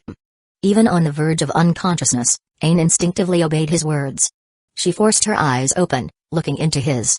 The four Tomoe in Chaiga's right Rinnegan began to spin rapidly. Ishikredome activated, and for a moment, four Tomoe briefly appeared in Aine's own eyes. A cool sensation surged through her body. Everyone on the ship stared in awe. Before their eyes, The severe wound on Ain's abdomen began to heal at a visible speed. Her pale complexion returned to a healthy glow. It was nothing short of a miracle. Ain, still in Chaiga's arms, suddenly sat up, staring down at her stomach in disbelief. Though stained with blood, her skin was completely healed. Save what you want to say until we return to Marine headquarters. Then, you can tell me everything in person. Got it? Ain stared blankly at Chaiga and nodded. Before she could respond, a loud explosion rocked the ship, drawing everyone's attention. Chaiga turned toward the sound. Ain said urgently, "It's Teacher Zephyr. He's still fighting that pirate. That man is terrifying. I don't know how much longer Teacher Zephyr can hold on." Chaiga patted Ain's shoulder with a calm smile. "The battle might reach this ship. You all need to leave quickly." Before Ain could reply, the others around them spoke up in alarm. "Boss Chaiga, that pirate's insanely strong. Even Teacher Zephyr's struggling. We should call for reinforcements together." "That's right, Chaiga. You're Teacher Zephyr's favorite student. He wouldn't want you throwing yourself into danger like this." Ain, hearing everyone else speak, stayed silent, only giving Chaiga a pleading look. She had seen Weevil fight with Zephyr. She had a clear idea of how strong that monster was. More than anyone, she didn't want Chaiga to face that kind of power. But Chaiga had no intention of backing down. Helping Zephyr through this was something he had resolved from the beginning. How could he walk away now just because the enemy was powerful? For the Uchiha clan, who held emotion and resolve above all, retreat was never an option. Chaiga turned his back to them and raised one hand to silence the crowd. His marine coat billowed in the wind, the bold kanji for justice on his back standing out clearly. "I'm leaving." With those final words, Chaiga shot into the sky toward the source of the explosion. Elsewhere, a powerful boom split the sea as two figures crashed down onto the deck of the ruined warship. Zephyr gasped for air, sweat rolling down his battered face as he stared at the monstrous opponent in front of him. His thoughts drifted to Ain and the others, who he had helped escape earlier. Across from him, Whitebeard Jr., Edward Weevil, grinned blankly. "Mom, this guy's strong. A little tough to deal with." On a small boat next to the warship, Miss Backin, short, hunched, and dressed in a leopard print coat, scoffed and shouted, "My precious son. He's a former admiral, after all, but don't worry. He's no match for you. You're the son of Whitebeard, the strongest man in the world." "That's right. I'm Whitebeard's son. I'll definitely kill this guy." Emboldened by her words, Weevil pounded his chest and launched himself forward with explosive power, vanishing from sight. Zephyr braced himself, using observation hockey at full power to predict Weevil's movements. But he was already wounded from earlier, and although he had been temporarily boosted by Ain's Devil Fruit ability, his strength was waning. PFFT. Zephyr failed to react in time. Weevil's blade tore into his back, sending him stumbling. Gritting his teeth, Zephyr used instant transmission to retreat to the corner of the deck, barely staying on his feet. Miss Backin cackled below. "That's it. Finish him now while he's weak." Weevil let out a wild roar and charged again, blade swinging down toward Zephyr. With no strength left, Zephyr dodged narrowly, dragging his wounded body. But Weevil had learned. His first attack had been light. No wasted motion. There was no cool down. He instantly followed up, swinging again. This time aiming to sever Zephyr's right arm. Zephyr's pupils contracted. He knew he couldn't dodge twice. So this is how it ends. A twinge of relief passed through him. He could finally be with his family again. But there was regret too. He would never get to see Chaiga rise to become Fleet Admiral. Just as Weevil's blade closed in, a laser beam pierced through the air, slamming into the weapon. The attack was deflected, hitting the railing and blasting apart the warship even further. Miss Backin's expression shifted. "A laser? Kizaru? We need to retreat." She knew full well that her son, idiotically strong as he was, couldn't stand against both Zephyr and Kizaru at once. Chapter 64, Heavenly Manifestation. Soon after the laser appeared, a whoosh sounded, and Chaiga appeared above the deck. "Chaiga? Why are you here?" Zephyr felt no joy upon seeing Chaiga appear. Only dread. He had just fought tooth and nail to protect some of his trainees and was already covered in wounds. Could he still protect Chaiga in his current state? In his opinion, although Chaiga had once injured Rayleigh, that had to be an exaggerated account. It was only an injury, after all. The monster in front of him was certainly not as strong as Rayleigh, but its tireless and pain-insensitive physique made it, in some sense, even more troublesome. Miss Backin, seeing that it was a young Marine who had arrived, immediately relaxed and mocked Chaiga in the sky with a sarcastic tone. "Oh? So it's a Marine brat? Young but already high-ranking. A genius of the Marines, I see. Today, you'll stay here with Zephyr. With him as company, You'll become famous across the seas. Chaiga coldly glanced at Miss Bacon on the small boat, instantly disgusted by her appearance and attire. He raised his hand and activated Almighty Pull. Miss Bacon was immediately yanked upward, screaming in terror. Damn it, he's a devil fruit user? Son, save me quickly. Mom. Weevil, ever the devoted son, ignored Zephyr and instantly appeared in midair, extending a large, fat hand to catch Bacon. After confirming she was unharmed, his expression twisted with anger. He turned to Chaiga and shouted, "You dare hurt my mom? I'll twist off all your limbs." Ignoring the threat, Chaiga examined them both, mentally noting how much this duo resembled Majin Buu and Babidi from Dragon Ball. Except this Weevil was even dumber, completely obedient to Bacon. Weevil couldn't fly, and after shouting, he dropped. Chaiga followed him down.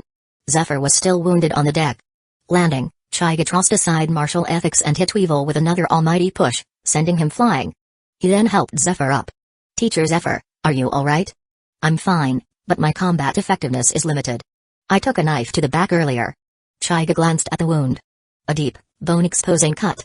Thankfully, people in this world had absurdly durable bodies. If it had been someone from Naruto, let alone being conscious, survival itself would be questionable. He had already used his Ishakube Mei once to save a dying Ain. It was worth it. After some thought, Chaiga opened the door space, motioning for Zephyr to rest inside. Zephyr refused. How could he let his best student face such a monster alone? Chaiga shook his head, showing a confident smile. "Trust me, Teacher Zephyr. If I can't handle someone like this, how can I live up to your expectations? You can see everything from inside. If things get bad, you can just step out." Zephyr stared at Chaiga. The Marine trainee he once knew now stood as a real soldier. "Alright. But if things go wrong, you must retreat. With your abilities, running won't be a problem, right?" Chaiga nodded. Zephyr patted his shoulder and stepped into the door space. "Damn Marine. How dare you ambush me?" Weevil had returned, still holding the unconscious Miss Bacon. He had been blown away several miles by Almighty Push but was mostly unharmed, a testament to his monstrous physique. Nearly 7 meters tall and built like a mountain of flesh, Weevil dwarfed Chaiga, who barely reached his waist. Chaiga didn't waste words. Activating both Sage Mode and Armament Hockey, he charged forward and punched. Weevil managed to shield Bacon with one arm and countered with the other. Boom. Their fists collided, unleashing a shockwave that shattered the battleship beneath them. After a brief stalemate, they separated. Chaiga landed on the water, shaking his tingling arm. No wonder Kizaru said this guy had the strength of young Whitebeard. He was a true monster. In terms of physical strength, it wasn't exaggeration, Chaiga now understood. Weevil gently laid Bacon on a piece of floating iron and bellowed, "You've got strength, Runt. But now, it's time to die." "Runt?" Chaiga raised an eyebrow. At over 2 meters, he wasn't short. This guy was just absurdly built. Still, the insult annoyed him. The fourth Tomoe in his right Rinnegan began to vibrate. Suddenly, a golden light engulfed him. Weevil shielded his eyes from the light. When he looked again, his jaw dropped. Chaiga now stood over 20 meters tall. His cape and pants had grown with him. The word justice on his cape was plated in gold. His upper garments had torn open, revealing glowing golden inscriptions and 4 newly grown arms, all covered in golden armament hockey. Chaiga opened his eyes. His Rinnegan shimmered.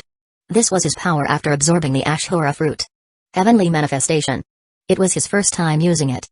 Like Sengoku's Buddha fruit, it allowed gigantification. His 20-meter size was intentional, perfect for fighting Weevil. Drool dripped from Weevil's mouth as he stupidly pointed, "Who are you? Where's that other guy?" No one answered. A massive fist descended from the sky. Boom. The sea exploded into a bottomless crater. Water poured in. Miss Bacon disintegrated in her unconscious state. Weevil vanished with the sea. Chapter 65, Azure Wrath. In his Azure form, Chaiga floated in the air, silently gazing at the bottomless black hole below. He wasn't naive enough to believe that a single punch would be enough to finish off Weevil, who was said to possess the strength of Whitebeard in his youth. Sure enough, after a short while, 2 shadows, one large and one small, shot out of the black hole. Seawater quickly rushed in, filling the void and returning it to its original state. Weevil's sword was nowhere to be seen, but he was gripping a massive sea king with wide, lifeless eyes. As he surfaced, he flung the sea king aside as a stepping stone and stood firmly atop it. He looked around anxiously. "Where's my mom?" Chaiga raised a brow. Despite everything, the man was still a loyal son. He offered a dry reply. "Your mom might have been sucked into your stomach." "What?" Tui. Weevil, lacking the intelligence to detect sarcasm, immediately began spitting furiously, as if trying to eject Miss Batkin from his gut. Chaiga sighed. No need to spit. Your mom's gone. Weevil froze, then abruptly glared at Chaiga. He ground his teeth. You killed my mom. I'll kill you. Weevil's body began to swell as thick muscles pushed out from under his fat. Within moments, he transformed from a mountain of flesh into a hulking beast, his size now reaching Chaiga's chest. His voice deepened. Die. He bent his legs, then launched himself like a cannonball at Chaiga, shattering the Sea King below him into a mess of blood and bone. Boom. Chaiga didn't take him lightly. All 6 of his arms moved at once to block Weevil's furious blow. The impact was enough to strain Chaiga's azure body. No wonder this man had pushed Zephyr to such a state. While Zephyr's strength no longer rivaled the current admiral's, he had once held that title. Still, Weevil had no natural flying ability. In the sky, that would always be a disadvantage. No matter how powerful he was, without footing, this was Chaiga's domain. But then, Weevil's legs began kicking rapidly in the air. Popping sounds followed. Moonwalk? Weevil grinned. Surprised? That guy Zephyr used this move, and wouldn't you know it? I picked it up. Using the technique, he closed in fast. Muscles flexed. He punched hard, blasting Chaiga from the air into the sea with a thunderous crash. Chaiga, submerged, used almighty push to create a spherical space around himself, repelling the seawater. Weevil followed him into the depths and immediately attacked the vacuum boundary. The water sphere vibrated violently. Chaiga weaved hand signs swiftly. Water dragon. 2 massive dragons formed from seawater and surged at Weevil, their paths crisscrossing. What the hell? Weevil managed to destroy one with a punch, but the second slammed into him, knocking him into a spiral. Seizing the moment, the sublimation armaments on Chaiga's 6 arms glowed gold. Azure's wrath. All 6 fists hammered into Weevil at once. Shockwaves ripped through the water, evaporating everything in the vicinity. A massive vacuum formed in the sea, surrounded by a mist of steam and pressure. As Chaiga stopped, smoke rose from his fists, and the golden glow of his weapons dimmed. Weevil floated limply, bleeding for the first time. The water around him turned red. But then, he stirred. Straightening up, seemingly recovering at a rapid rate, Weevil opened his eyes. Chaiga's expression darkened. Insane regeneration. A cyborg? Weevil had visible stitches on his neck and wrists. His neck looked like it had once been severed. Shaking his head, Weevil muttered. You're strong. I was almost dead. Chaiga didn't respond. He just rushed in again. The sea exploded as the 2 giants broke through the surface. Both were injured and panting. Their high-intensity battle had worn them down. Chaiga landed first, steadying his breath. His Rinnegan glowed purple. Bringing his 6 hands together in pairs, he formed a shape resembling 3 interlocking diamonds. Weevil tilted his head at the strange stance, unsure of what was coming. He readied himself. Chaiga's hands parted slowly. Between each pair floated a small black orb. Then, the 4 arms behind his back reached forward and fused the 3 orbs into one larger, impossibly dark sphere. He held it in his palm, then released it. The black sphere floated upward. Weevil frowned as an eerie pressure washed over him. His instincts screamed danger. Without hesitation, he covered his right hand in armament hockey and leapt using moonwalk to strike it down. Just then, Chaiga clasped his hands. Planetary devastation. Buzz. An intense gravitational force surged from the black sphere. Weevil's body froze midair. He was yanked toward the orb, unable to resist. Warship debris from the sea flew upward, slamming into him and forming an enormous ball of metal around him. The ocean itself began to rise.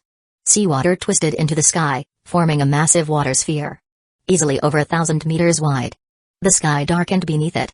Sea kings trapped inside were crushed, their bodies floating limp inside the pressurized orb. Beneath Chaiga, the sea had been completely displaced, exposing bare seafloor like a gaping crater. He narrowed his eyes. Something inside the water sphere trembled. Still alive? Golden light enveloped him. His body expanded to 50 meters tall. The 4 arms behind him twisted and transformed into glowing cannons. Mechanical clicking filled the air. Chaiga took aim. 4 spheres of energy formed, sky blue and pulsing with power. Azure attack. The 4 cannons fired as one. The beams converged midair into a single titanic blast that tore through the center of the water sphere. Boom. The sky ruptured. The massive water orb collapsed, seawater crashing down like a divine waterfall from the heavens. From within the collapsing chaos, a limp, bloodied figure dropped like a stone. Weevil. Not a single part of his body was intact. Blood covered him from head to toe. He fell. Lifeless. Chapter 66, Controlling Corpses. On the return journey to Marine headquarters, the lifeboat carrying Ain and the others encountered Admiral Aokiji, who had arrived to provide backup. As soon as they boarded, Ain rushed over to Aokiji and reported everything. Chiga Uchiha had gone to assist Zephyr and ended up battling Edward Weevil. Upon hearing the news, Aokiji's usually relaxed demeanor shifted. His expression turned serious. He knew about Weevil. A brutal, ruthless man with a bounty of 400 million Baileys. His strength might even rival top-tier pirates. After nodding, Aokiji asked for the general location, then gave orders for the warship to move at full speed. Once his subordinates were gone, Aokiji paused, clearly dissatisfied with the ship's pace. Walking out onto the deck, he leapt into the air and released an intense burst of cold. The sea froze beneath him, forming a wide path of ice. Transforming into an icy form, Aokiji slid across the surface, vanishing from view. Despite his cold exterior, Aokiji was deeply loyal to both his mentor Zephyr and the promising marine rookie, Chiga. Some said he had the warmest heart despite eating the coldest fruit. And they weren't wrong. Emerging from the door space, Zephyr stared at Weevil's lifeless body floating in the sea. He had witnessed Chiga's entire battle from the other side of the portal. And he was still trying to process it. He always knew Chiga was strong. But this... After what he'd just seen, Chiga was easily Admiral candidate material. Chiga deactivated his Azure form, his body shrinking back to its normal state. His shirt had been torn to shreds by the additional arms from earlier, leaving him bare-chested for the moment. Letting out a long breath, Chiga muttered to himself. This was without a doubt the toughest battle he'd faced so far. Previous opponents were either too weak and taken down instantly, or the fights ended before reaching their peak. But this one. This was a true, high-stakes life-and-death struggle. With a flash, Chiga stepped onto the water beside Weevil's corpse. Black flames gathered in his right palm, and he slammed it against Weevil's chest. Zephyr raised an eyebrow. Was Chiga desecrating the body? But what happened next nearly made Zephyr attack on instinct. Weevil's eyes snapped open, and his neck twisted unnaturally as he turned to look at Chiga. Chiga, look out! Zephyr shouted, ignoring his own wounds as he surged forward, armament hockey already coating his fists. Bang! Chiga crossed his arms and blocked Zephyr's punch. Pain shot up Chiga's forearms, and he let out a dry chuckle. He was still recovering from the earlier fight. This hit definitely wasn't needed. Sensei, calm down. He's dead. Chiga explained. Then why the hell did he move? Chiga sighed, rubbing his bruised arms. One of my abilities. I can control corpses. Control corpses? Zephyr blinked. He'd never heard of a marine possessing an ability like that. The only one he knew who could do something similar was Gecko Moria, a former warlord. Did you kill Moria and take his powers? Nope. Chiga said, shaking his head. It came from the fruit I got during the last assessment. It's part of my devil fruit ability. Zephyr didn't fully get it, but he nodded. Even if the power sounded a bit dark, coming from Chiga, it somehow felt reasonable. If anyone dared to say otherwise, Zephyr would be the first to punch them in the face. Meanwhile, Weevil's body began to move more fluidly, its joints no longer stiff. Chiga nodded, satisfied. With a wave of his hand, he opened the door space again and tossed Weevil's enormous body inside. Zephyr raised an eyebrow. What do you plan to do with him? Store him for now. Corpses I control only operate at 50% of their original strength. I'll need to modify him once we get back. So Weevil's going to be your weapon? Pretty much. Once I've got the authority, I'll assign him to a special unit under Marine Command. Zephyr glanced at Chiga. The young man then added. Sensei. Don't you think the warlord system is outdated? Zephyr stiffened. He had long believed that system was flawed. But even as a former admiral, he had never been able to challenge it directly. But now, Chiga was offering something better. A powerful force, loyal not to self-interest, but to justice. A force Chiga would lead. And for the first time in years, Zephyr felt something stir in his chest, hope. If anyone could pull it off, it was Chiga. Ha! I guess I'm getting old. Zephyr muttered, but his smile was genuine. If it's you, then maybe this rotten system really can be replaced. Then I'll count on your support, Sensei. At that moment, a lazy voice echoed across the ice-covered ocean. Wow! Seems like I missed all the fun. A line of ice reached the duo, followed by a human-shaped ice sculpture forming at its tip. It slowly morphed into Aokiji. He looked around the battlefield in confusion. No explosions, no corpses flying. Just Zephyr and Chiga chatting? Zephyr smirked. Cues, slacking off again? Battle's long over. Come on, Sensei. Aokiji said, a bit sheepishly. I rushed here with my ability. Didn't even take the ship. Zephyr chuckled and patted Okiji's shoulder. He could tell the Admiral had given it his all. He was just in a good mood and wanted to tease someone. If it had been Kizaru, he wouldn't have been so kind. Then again, Kizaru probably would have just shown up riding cannonballs. Chapter 67, Promotion? After a few words, Okiji suggested returning to the warship. Since the battle was over, his lazy streak returned, and he didn't want to stay a moment longer. All he wanted now was to lie on the deck and sunbathe. Knowing Okiji's personality, Chaiga and Zephyr were a bit helpless. Zephyr even sighed. As his teacher, he clearly remembered that Okiji wasn't always like this.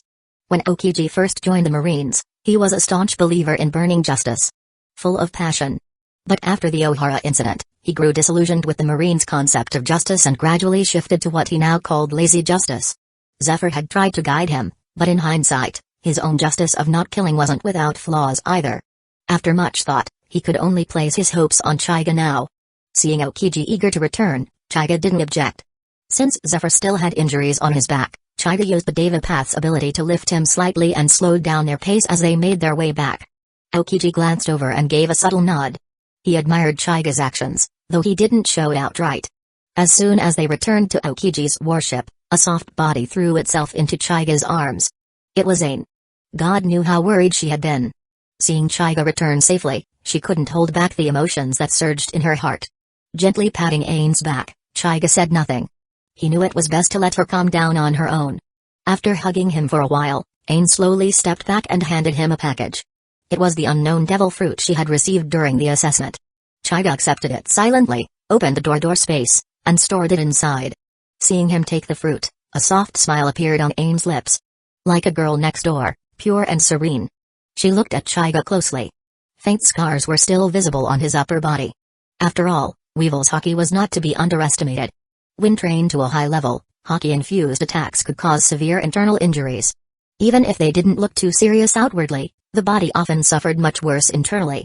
Chaiga's recovery speed was already remarkable. During the Manaford War, even Marco, despite his phoenix fruit, needed multiple episodes to recover after being punched by Garp. Ain reached out slightly, wanting to touch the scars, but hesitated. Instead, she asked softly, "Don't you have a healing ability? Why don't you use it?" Chaiga smiled, leaned closer to her ear, and whispered, "Idiot. That ability can't be used endlessly. But if it's for you, I don't mind." Ain froze. She had forgotten. An ability that powerful must have limits. Yet Chaiga had used it for her. Was she really worth that much? Tears welled in her eyes, but she didn't want him to see her cry, so she turned around and quickly wiped them away. Girls could be easily moved. What Chaiga saw as nothing, hit Ain like a tidal wave. Rubbing his temples, Chaiga gently placed his hands on Ain's shoulders and turned her around. He wiped her tears carefully with his fingers. "All right, relax. We'll probably attend the graduation ceremony once we return. With your performance, you'll at least be a colonel. What do you say, Colonel Ain?" Hearing Colonel Ain from his mouth, she couldn't help but laugh. She raised a tiny fist and lightly punched Chaiga's chest. Chaiga instantly put on an exaggerated expression of pain, pretending she had hit him hard. Despite his mediocre acting, it managed to fool her. Ain quickly leaned closer, examining where she hit him. She even blew on it gently, looking adorably serious. Chaiga couldn't help but lower his head and kiss her smooth forehead. Ain, startled by the sudden kiss, jumped back like a bunny and stared at Chaiga with wide eyes.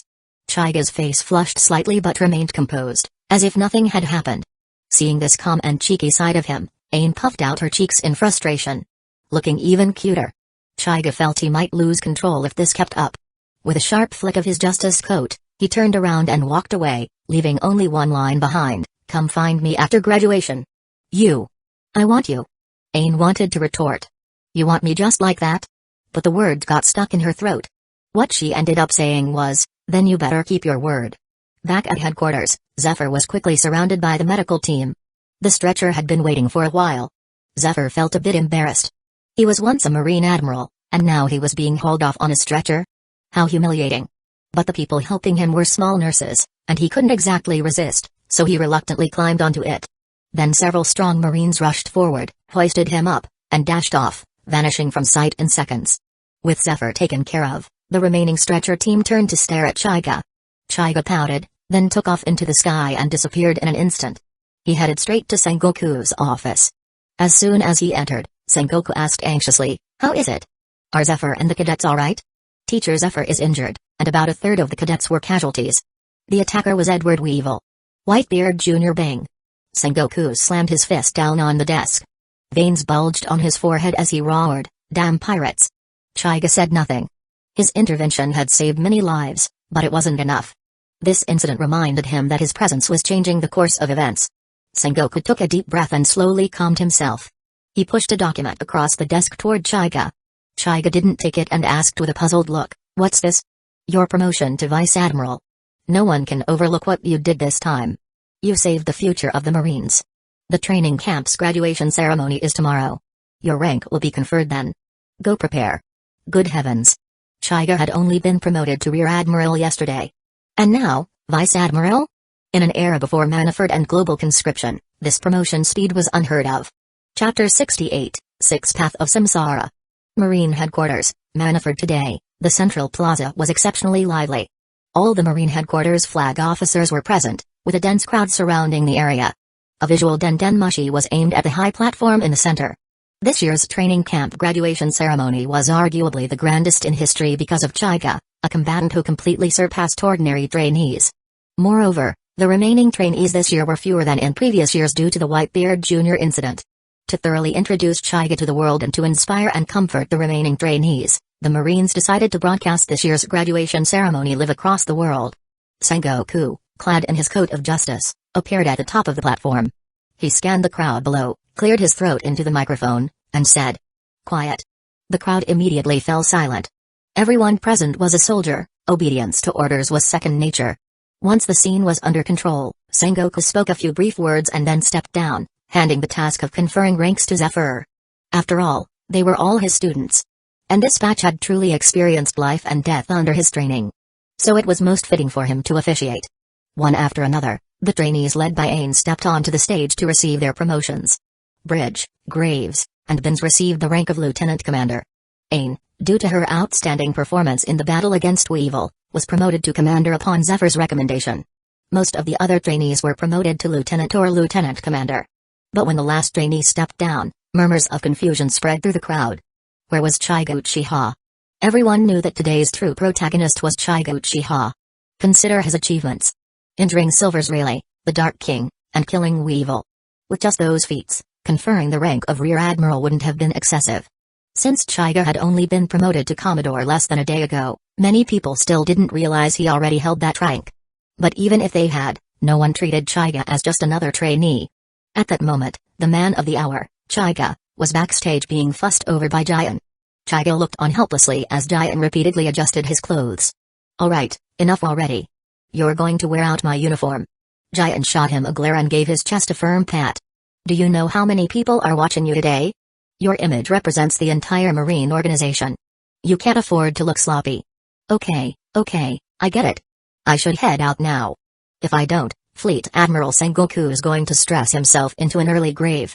With that, Chaiga vanished in a flash. Jian sighed. She still wanted to fix his collar. Swish.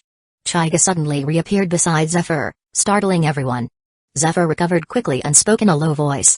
"Where have you been? Don't you realize how important this ceremony is?" "Sorry, Teacher Zephyr. I'll be more careful next time." Seeing Chaiga's sincere expression, Zephyr said nothing more. He took a specially made Marine coat of justice from a nearby soldier and draped it over Chaiga's shoulders. This coat was different from the standard issue. Most vice admirals had coats with red bands on the cuffs and standard epaulettes. Only higher-ranking officers, like admirals, wore custom variations. Chaiga's coat had deep purple cuffs, matching the hue of his Rinnegan eyes. The epaulettes were rectangular with gold tassels bordered in purple. When the coat was seen through the visual den-den-mushi, the entire audience was astonished. Those familiar with Marine uniforms immediately recognized it as something far above the norm. They had their guesses, but it still felt too unbelievable. Then Zephyr confirmed it.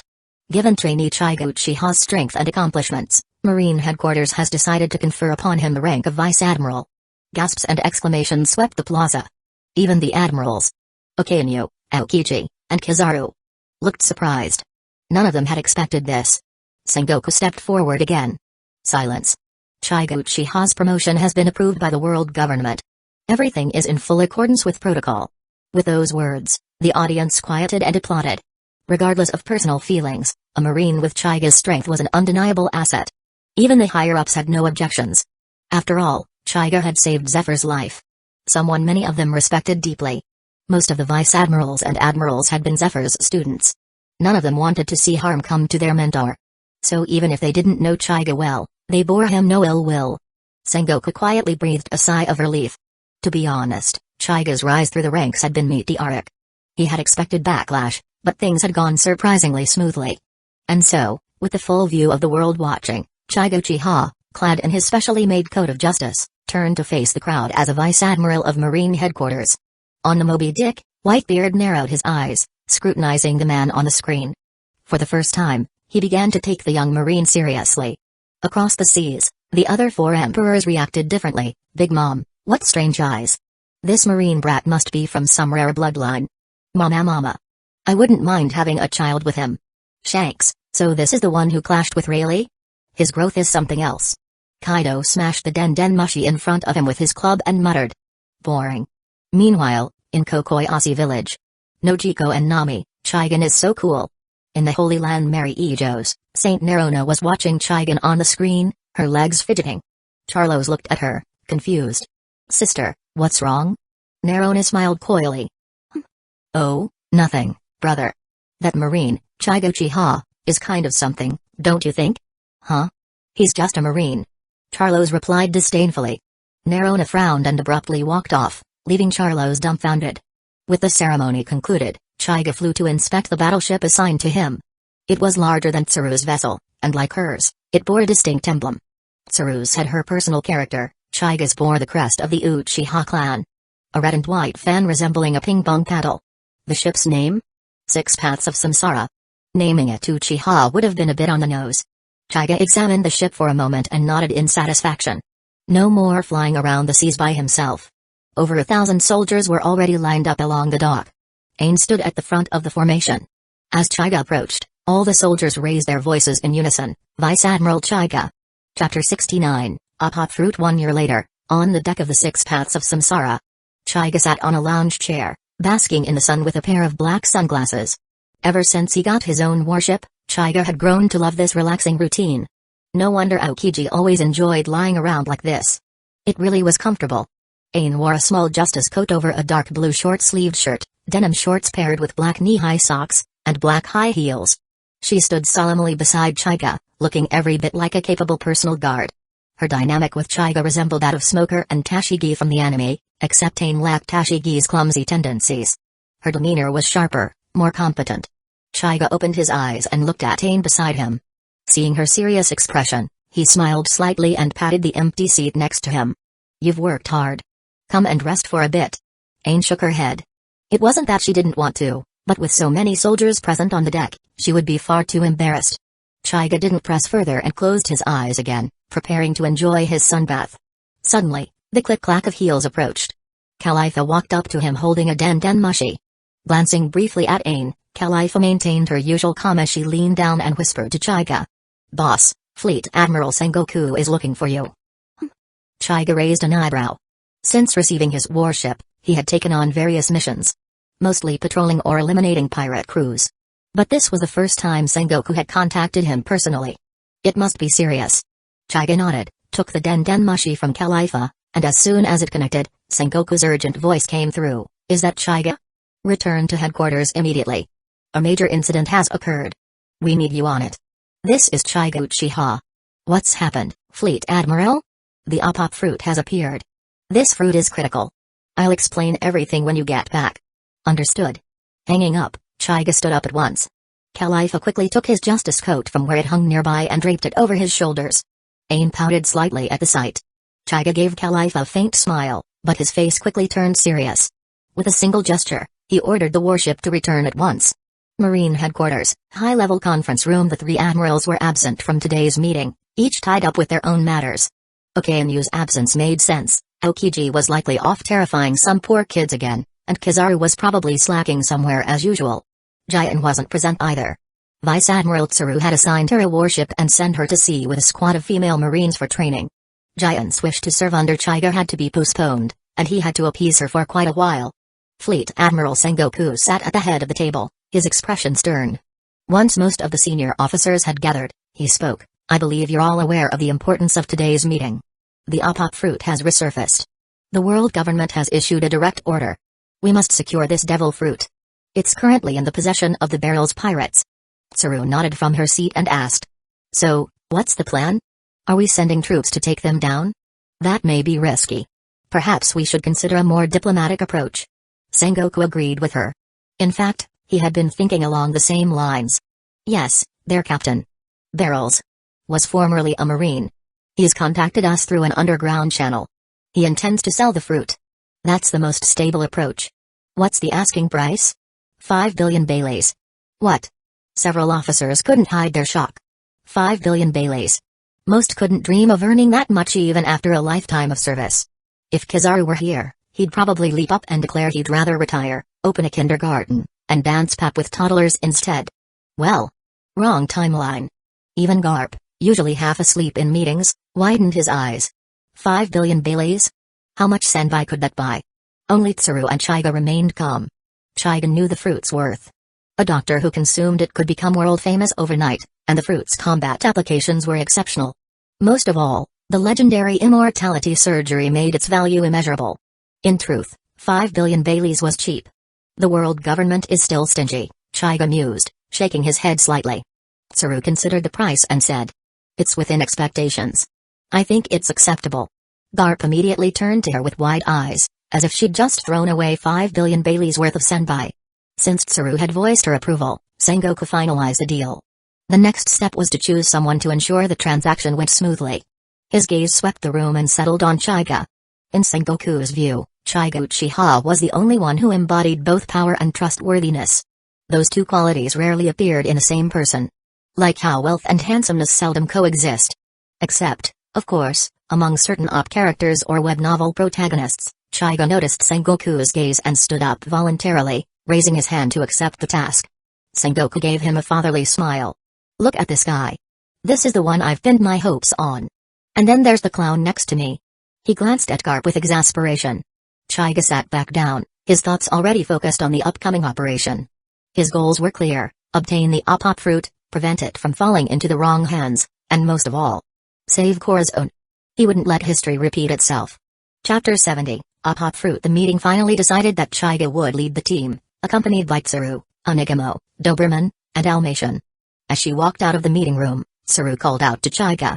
Chaiga felt a bit numb, thinking Giant had told Tsuru about his secretary and royal guards. However, he maintained his composure and asked. Is there something, Vice Admiral Tsuru? Tsuru looked around, confirming that everyone had left, then walked up to Chaiga and whispered. I heard from Giant that you're very interested in devil fruits. Do you have any thoughts on this Opop fruit? Hearing Tsuru's words, Chaiga was a bit confused. What did she mean? Was Tsuru testing him? Or did she have something else in mind? Seeing Chaiga remain silent, Tsuru guessed what he was thinking. She pulled out a small projection den mushi from her coat and said to Chaiga. I know what you're thinking. Everything I say next will be recorded by this den mushi, so don't worry. As expected of Tsuru, known as the Great Staff Officer of the Marines. She instantly saw through Chaiga's thoughts and even prepared a backup plan. Chaiga could only nod, wanting to hear what Tsuru had to say. Chaiga, do you know why the world nobles are so eager to obtain the Opop fruit? Chaiga shook his head. Of course, he knew, but it was best not to speak at such a time. Firstly, he had no reason to know such a secret, and secondly, the den mushi was still recording. Seeing Chaiga's reaction, Tsuru secretly approved of him in her heart. She didn't dislike his cautious behavior, on the contrary, such prudence was necessary. Tsuru said in an extremely serious tone. It is rumored that after the Opop fruit is developed to a very deep level, it can grant others the immortality operation, at the cost of the user's life. Chaiga had known this for a long time, but in the current situation, he still put on a surprised expression. Having anticipated his reaction, Tsuru continued. I suspect the rumor is very likely true, because even I don't know how long the current 5 elders have lived. If these people continue to exist like this, including the world nobles, it can only become an increasingly heavy burden on the world. This time, Chaiga finally couldn't hold back. Good heavens, what did I just hear? Are these words really coming from Tsuru? After saying this, Tsuru turned off the visual den mushi and handed it to Chaiga. He silently accepted it, then looked at Tsuru, wanting to know her true intentions. Seeing Chaiga take the den mushi, Tsuru's expression relaxed, and she said. Alright, I just wanted to say that this fruit is extraordinary, so you must protect it well. When she said protect, Tsaru deliberately emphasized the word, the implication was clear. With that, she walked past Chaiga and left. Chaiga stood rooted to the spot, organizing the information he had just received in his mind. To be honest, this matter greatly exceeded his expectations. He finally came to a conclusion: there were quite a few Marines who harbored rebellious thoughts against the world nobles. Garp was openly rebellious, and now, those operating in the shadows were beginning to show themselves. On the other side, Sengoku returned to his office, where the den-den-mushi on his desk suddenly rang. He answered the call, and a voice came through. Great Senpai, I'm Kiko. Hearing this voice, Sengoku's expression softened. This was the secret code between him and his adopted son, Corazon. Corazon then informed Sengoku that Doflamingo already knew about the apop fruit and was planning to seize it. He also told him about the transaction location. However, as the call was about to end, Sengoku reminded him. Vice Admiral Chaiga will be in charge of meeting with the barrels pirates this time. You can completely trust him, do not act on your own. Vice Admiral Chaiga? Hearing that name, Corazon immediately recalled the global broadcast from a year ago. Chaiga's Rinnegan had left a deep impression on him. Moreover, Chaiga had the terrifying achievements of injuring Rayleigh and killing Weevil. However, this did not make Corazon feel at ease, because he needed the fruit to cure Law's Amber Lead syndrome. It seemed he would have to act early, at least long before the transaction between the two parties, to obtain the Tropop fruit. At this moment, Chaiga did not know that history had changed again because of his presence. He was mobilizing troops and preparing to head to the transaction location early. Upon arriving at the warship dock, Chaiga scanned the warships anchored there. A total of 5 warships were participating in this mission, with Chaiga's warship docked at the very center. To be honest, this configuration was almost comparable to a buster call. Since Tsaru's warship was temporarily lent to Giant, she was assigned another vessel. Onigamo, Doberman, and Dalmatian were already waiting there. Upon seeing Chaiga, they all stepped forward to greet him. After exchanging pleasantries, they each boarded their respective warships. Chaiga narrowed his eyes, observing the backs of these 3 vice admirals, analyzing them based on the information he had gathered from the anime. Onigamo was a good man who cared deeply about the lives of his subordinates. In the anime, when he went to summon Boa Hancock, his men were all turned to stone, and he alone protected them for days, eventually pleading with Hancock to reverse it. In Film Z, he even shed tears upon witnessing Zephyr's death, a clear sign of his passionate and righteous nature. Doberman, on the other hand, always wore a friendly smile, giving off an approachable vibe. In the manga, he was described as committed to justice but somewhat lecherous. Later, during the siege of Boa Hancock, he was petrified, which could be considered a stain on his record. In short, Onigamo and Doberman were relatively easy to work with and would not obstruct Chaiga's actions too much. The real concern was Dalmatian. This man had a ruthless personality and would even harm his own subordinates in battle, making him a staunch supporter of Akainu. Such a person couldn't be understood with normal logic. If he sensed something suspicious, it would become a serious problem. Fortunately, among the 4 participants in this operation, only Dalmatian required close attention. If he truly became an obstacle, Chaiga would have to resort to less conventional methods. Of course, he wouldn't kill him, Dalmatian was still a Marine. But making him mysteriously injured or pass out in the chaos of battle? That seemed plausible enough. After all, in the heat of combat, fists don't have eyes.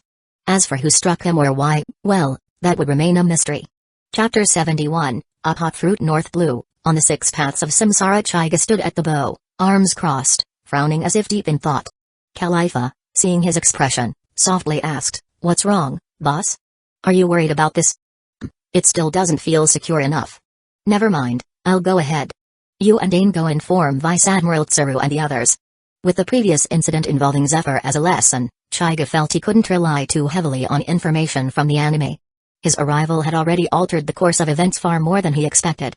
With that, Chaiga soared into the sky, flying toward Swallow Island. On a nearby warship, Tsaru narrowed her eyes, watching Chaiga gradually disappear into the horizon. She quietly murmured, "I hope you succeed, Chaiga Uchiha." On Swallow Island, Corazon excitedly handed a heart-shaped fruit to Law. Things had gone smoothly so far. At least he hadn't been injured while stealing the fruit. "Law. This is the Apop fruit. The Marines are almost here, quickly eat it. Eating it will cure your Amber Lead syndrome." Trafalgar D. Waterlaw, who would one day have a bounty of 3 billion Baileys and become a powerful rookie who fought Kaido and then Blackbeard, was now just a small boy around 12 or 13, his face covered in pale patches. Seeing Corazon more excited than himself, Law couldn't help but feel moved. However, with his usual cold demeanor, he simply reached out to take the op fruit. What to him was a fruit of life? Just as Law's hand was about to touch the fruit, a blur shot through the space between them. The unseen force struck a rock behind them, splitting it cleanly in two, the cut as smooth as glass. Startled, Corazon and Law froze. Corazon quickly turned in horror, and Law followed his gaze stiffly. A tall man draped in a pink feathered coat approached with hands in his pockets. Corazon's brother, Doflamingo. At this moment, his stride was still human, not yet bearing that arrogant flair he would later be known for. He was accompanied by 9 members of the Don Quixote family, including a young baby 5 and others. Veins bulged on Doflamingo's forehead. Normally he would be laughing with madness, but now his face was grim. He hadn't been this angry in years. Corazon had just mentioned the Marines were almost here. But how did he know they had set out early?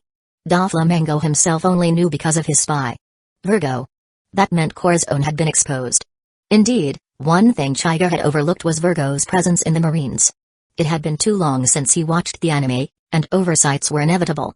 Although Virgo hadn't yet reached Swallow Island, he had already passed the information to Doflamingo. Doflamingo might have overlooked Corazon giving the fruit to Law. If Law had eaten it, Doflamingo could have simply brainwashed him into becoming a puppet. But if Corazon was truly a Marine, that was outright betrayal. Clenching his fists in his pockets, Doflamingo stepped forward. Law, quickly eat this fruit. Corazon shouted and was about to force the fruit into Law's mouth, but in the next second, Doflamingo appeared in a blur and stomped him into the ground, seizing the op fruit. Mr. Corazon. Law screamed and charged at Doflamingo, punching his legs in desperation. Don't touch the young master, brat. A sticky substance appeared beneath Law's feet and wrapped up to his mouth, immobilizing him. Treble had used his sticky fruit to restrain him. Ignoring Law, Doflamingo stared coldly at his brother beneath his foot. You really are a Marine spy, huh? My foolish brother. Do you know what happens to traitors? Despite the situation, Corazon showed no fear.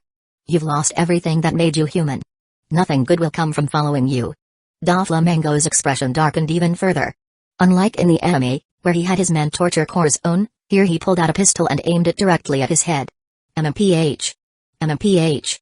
Law struggled, desperately trying to scream, but he was completely restrained. Corazon glanced at Law, regret in his eyes. He hadn't been able to make him eat the fruit. He could only hope Doflamingo might force it on him later. But nothing happened. Law's eyes were wide, staring above Corazon. The older man looked up. Behind Doflamingo stood a Marine in a justice coat. Chiga had arrived. Looking calmly at the flamboyant man, Chiga said softly, "You'd better not move." Doflamingo sensed someone behind him. Without turning around, he muttered, "A Marine?" Chiga said nothing. Doflamingo scoffed and pulled the trigger. Buzz. A violent repulsive force exploded from behind him.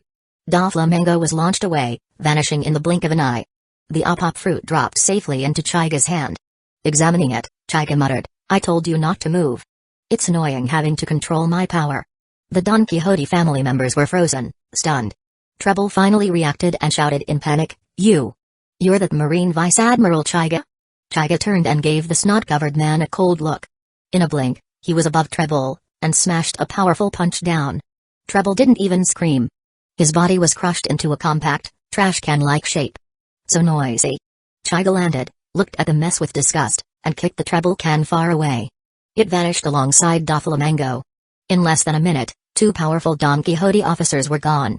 The remaining members panicked and rushed at Chiga. Even Baby 5 turned her arm into a weapon and fired. Chiga didn't move. A terrifying aura burst from him, and everyone froze, then collapsed unconscious. With his ocular abilities, he could have used a almighty push and killed them all. But some had valuable devil fruits. Even if he didn't need them, his door space had plenty of storage. Corazon and Law were both speechless. Especially Corazon. It was his first time seeing this mysterious new Vice Admiral in person. Before, he'd only seen him in the papers. Now he watched as Chiga made Doflamingo vanish and crushed Treble in a single hit. This strength was beyond his understanding. After finishing off the enemies, Chiga approached Corazon, knelt, and checked his condition. Satisfied that he was still intact, Chiga smiled and extended a hand. "Nice to meet you, Lieutenant Commander Corazon." Chapter 72, 4 Emperors? Actually, you can call me Rosinante. Huh? Chiga paused, then remembered that Corazon was the code name used within the Don Quixote family. His real name was indeed Rosinante. Ah, I truly was negligent, haha. No, It's just that. If I'm to resume my Navy identity, I'd like to be called by that name. Please don't take it to heart. Corazon, still sprawled on the ground, waved his hands nervously. Chaiga was his in-law's savior. His earlier behavior had been far too rude. In truth, Corazon could be a bit of a simpleton at times. We'll refer to him as Corazon going forward for familiarity. With that, Corazon took Chaiga's hand and stood up. Looking at the apop fruit in Chaiga's hand, Corazon's eyes shimmered with longing. That fruit was the key to saving Law. Noticing Corazon's gaze, Chaiga gave a faint smile, placed the apop fruit into his door space, and said, "Stop staring. This fruit is a top priority request from headquarters.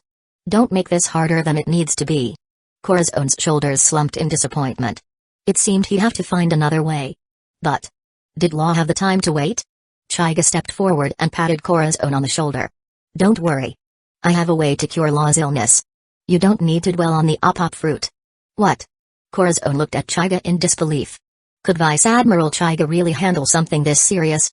But then Sengoku's voice echoed in his mind, "You can't trust Chaiga completely." Yes. At this point, he could only follow Fleet Admiral Sengoku's words and entrust everything to Vice Admiral Chaiga. The man really did inspire confidence. As Corazon slowly calmed down, Chaiga gave a small smile and prepared to leave with Corazon and Law. Just then, an enraged voice rang out from the distance. "You damn Marine! What have you done?" Corazon and Law both froze. That voice was all too familiar. It was Doflamingo. Moments later, Doflamingo appeared, but the fear that had gripped Corazon and Law earlier now began to ease. Doflamingo didn't look good at all. His trademark pink feather coat was torn, a circular hole exposing his bruised back. One lens of his sunglasses was shattered, and blood dripped from the corner of his mouth. He landed, panting, glaring at Chaiga with a mix of fear and rage. He had been blasted thousands of meters away earlier by Chaiga's almighty push. His internal organs had nearly ruptured. If he hadn't used his devil fruit ability to stitch himself up internally, he'd already be dead. But with the apop fruit and several key subordinates still in danger, he'd returned as soon as he could stabilize himself. And what did he see? His subordinates knocked out and the apop fruit gone. It drove Doflamingo to the edge of madness. He growled at Chaiga, "You must be the youngest Vice Admiral at headquarters. Chaiga Uchiha, right? I didn't expect you to arrive this early." Chaiga didn't respond. Instead, he raised his hand. "Universal pull. Damn it, not again. And now it's the opposite direction?" Doflamingo was yanked forward by the invisible gravitational force, flying toward Chaiga at high speed. Just as he neared him, another almighty push sent him crashing to the ground like a ragdoll. Blood and bits of ruptured organs spilled from Doflamingo's mouth. This time, his injuries were far worse. He couldn't get up. He wasn't Luffy and couldn't just spring back with willpower alone. Swish. Chaiga appeared before the fallen Doflamingo, gazing down at him indifferently. "Earlier, I held back my strength to protect the apop fruit. And you still dared to return. I don't even know what to say." Doflamingo, though nearly unconscious, still glared at Chaiga stubbornly. "Do you know who I am? If you kill me, you won't walk away unscathed." "Hey." Chaiga chuckled coldly. He knew what Doflamingo meant. Since he hadn't yet become a warlord of the sea, he was trying to lean on his celestial dragon lineage. "I don't care who you are. All I know is, you're a criminal." With that, Chaiga wrapped his fist in armament hockey and prepared to finish Doflamingo off. "Wait, Vice Admiral Chaiga. His identity is complicated. You shouldn't execute him here." Chaiga raised an eyebrow, looking toward the voice. Behind him, Corazon's eyes widened in shock. He recognized the person instantly. It was Virgo, the original Corazon of the Don Quixote family. "Virgo? You're here? You actually joined the Marines?" Virgo paused mid-sprint, noticing Corazon behind Chaiga. He cursed inwardly. Then, activating armament hockey, his upper body burst from his uniform, prepared for combat. He had followed Chaiga secretly, swimming behind the warship to avoid detection. As a pure brawler, his speed in the water outpaced most ships. Chaiga narrowed his eyes. He'd overlooked something. Virgo, the embedded spy. Still, he wasn't worried. He activated his ascending armament and met Virgo's strike head-on. Their fists clashed. And Virgo instantly recoiled. Pain surged through Virgo's arm. It was broken. "I nearly forgot about you, rat. You can stay down too." Chaiga's voice was ice cold. Bang. He kicked Virgo squarely in the gut. The man collapsed, unconscious. Returning to Doflamingo, Chaiga muttered, "One pest down. Now for you." But just then, an oppressive force swept across the land. Corazon and Law fainted instantly. What is this? Chaiga stopped and looked toward the sky. The heavens had gone dark. A massive figure loomed high above the clouds. A silhouette resembling a colossal dragon. Chaiga's eyes narrowed. Of 4 emperors. Kaido of the Beasts.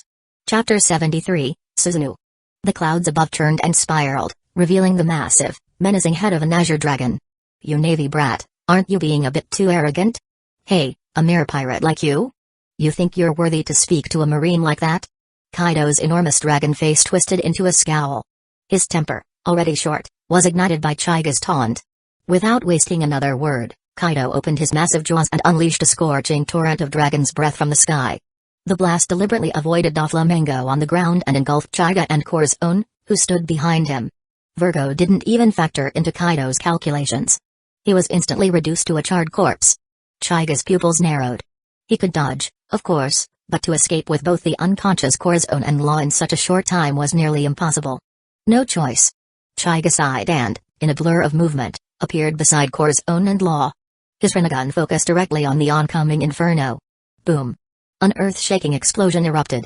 Flames surged upward, engulfing the trio. Humphrey. Overestimating yourself. Kaido snorted, exhaling 2 plumes of hot air from his nostrils. He clutched Doflamingo in one claw and began to turn away. Suddenly. Leaving already? Isn't that a bit premature? Kaido looked down, surprise flashing in his eyes. The sea of flames below had been sliced apart by a single, tremendous slash. As the inferno died down, a towering half-giant cloaked in deep violet armor emerged from the clearing. Standing a full 60 meters tall. What is that thing? Even Kaido, a legend among pirates, had never seen anything quite like it. His eyes narrowed. Inside the giant, Chaiga stood with Corazon and Law now awake and confused, glancing around at their strange surroundings. This was Chaiga's Susanoo. Its 3rd form. Its dark purple hue was reminiscent of Sasuke's, but deeper, almost foreboding. During his time as a Marine Vice Admiral, Chaiga had awakened this guardian of the Uchiha bloodline. And now, for the first time in the world of pirates, Susanoo had descended. I never expected to debut Susanoo against Kaido. But if anyone deserves it, it's him. Chaiga didn't answer Kaido's question. His expression darkened. He raised his hand to his chest, fingers forming a familiar sign, and let out a low shout. The violet titan began to expand. Corazon and Law clung to each other in sheer panic, rising into the air within the protective space of the Susanoo. Finally, Susanoo took its full form. Nearly 200 meters tall, comparable to Madara Uchiha's complete Susanoo. Giant wings unfurled from its back, a prayer bead necklace hung from its neck, and a massive sheathed katana rested at its side. It was completely clad in ancient armor. Phew. Chaiga exhaled, standing in the protective rhomboid inside Susanoo's head. He was satisfied. It wasn't as massive as the Six Paths Sage's Susanoo, but it rivaled Madara's perfectly. What is that? On the marine warship nearing Seagull Island, chaos erupted. Everyone saw the giant dragon in the sky and the massive violet warrior on the ground. Even the ever-calm Vice Admiral Tsuru paled. She recognized Kaido immediately, but that other giant? She could only think of one person. Chaiga. Chaiga. What kind of monster is this Uchiha clan? Without hesitation, she ordered the fleet to increase speed. Sacrificing ships if necessary. To reach Seagull Island immediately. As Susanoo expanded, Kaido finally took the situation seriously. He focused on the figure within the giant's head. He vaguely recognized the face. Something from a broadcast or newspaper. Brat, you look familiar. What's your name? Chaiga calmly crossed his arms and replied, Marine Headquarters Vice Admiral. Chaiga Uchiha. Oh, so you're that new Marine everyone's talking about. Interesting. That move of yours just now. You're qualified to face me. Kaido soared into the sky. Susanoo crouched low, wings flexing, and with a single mighty flap, shot upward to follow. Ah! Corazon and Law screamed in terror, clutching each other in midair. Chaiga stood calmly in front of them, clearly annoyed, but focused. He still had to protect these two. Though Susanoo was enormous, Kaido's full dragon form was even larger. When they hovered face to face, Susanoo looked only slightly bigger than Kaido's head. But size wasn't everything. Kaido glared coldly at the Violet Warrior. He hadn't yet shifted into his more agile hybrid form. He still held Doflamingo in one claw and couldn't risk him dying just yet. He acted first. Twisting his massive body, Kaido spun, creating a powerful storm that blew the clouds apart. Susanoo remained unmoved in the air. Kaido grunted and spun again, releasing razor-sharp wind blades in all directions. Susanoo crossed its massive arms and took the assault head-on. The inner chamber remained shielded. Kaido's interest deepened. Solid defense. But how's your offense? Suzunu's arms lowered. Its right hand reached across to the left hip. From its sheath, a glowing blade over 100 meters long was drawn. Gripping it tightly, Chaiga narrowed his eyes. This sword cleaves mountains, cuts seas, and slays dragons. Buzz. The air trembled. Suzunu swung upward. A brilliant arc of energy burst forth, slicing through the very sky. It struck Kaido with overwhelming force, slashing deep into his enormous form. The residual energy slammed into the sea behind, carving open a massive trench. A nearby marine warship teetered dangerously at its edge. 3 vice admirals, Onigamo, Momonga, and Yamakaji, appeared near the ship, faces grim. Using moonwalk, they exerted all their strength to push the ship back from the brink. On another ship, Saru let out a breath of relief but remained tense. That terrifying slash had to be Chaiga's doing. Her concern deepened. To her, Chaiga wasn't just the future of the Marines. He was potentially her Uchiha brother-in-law.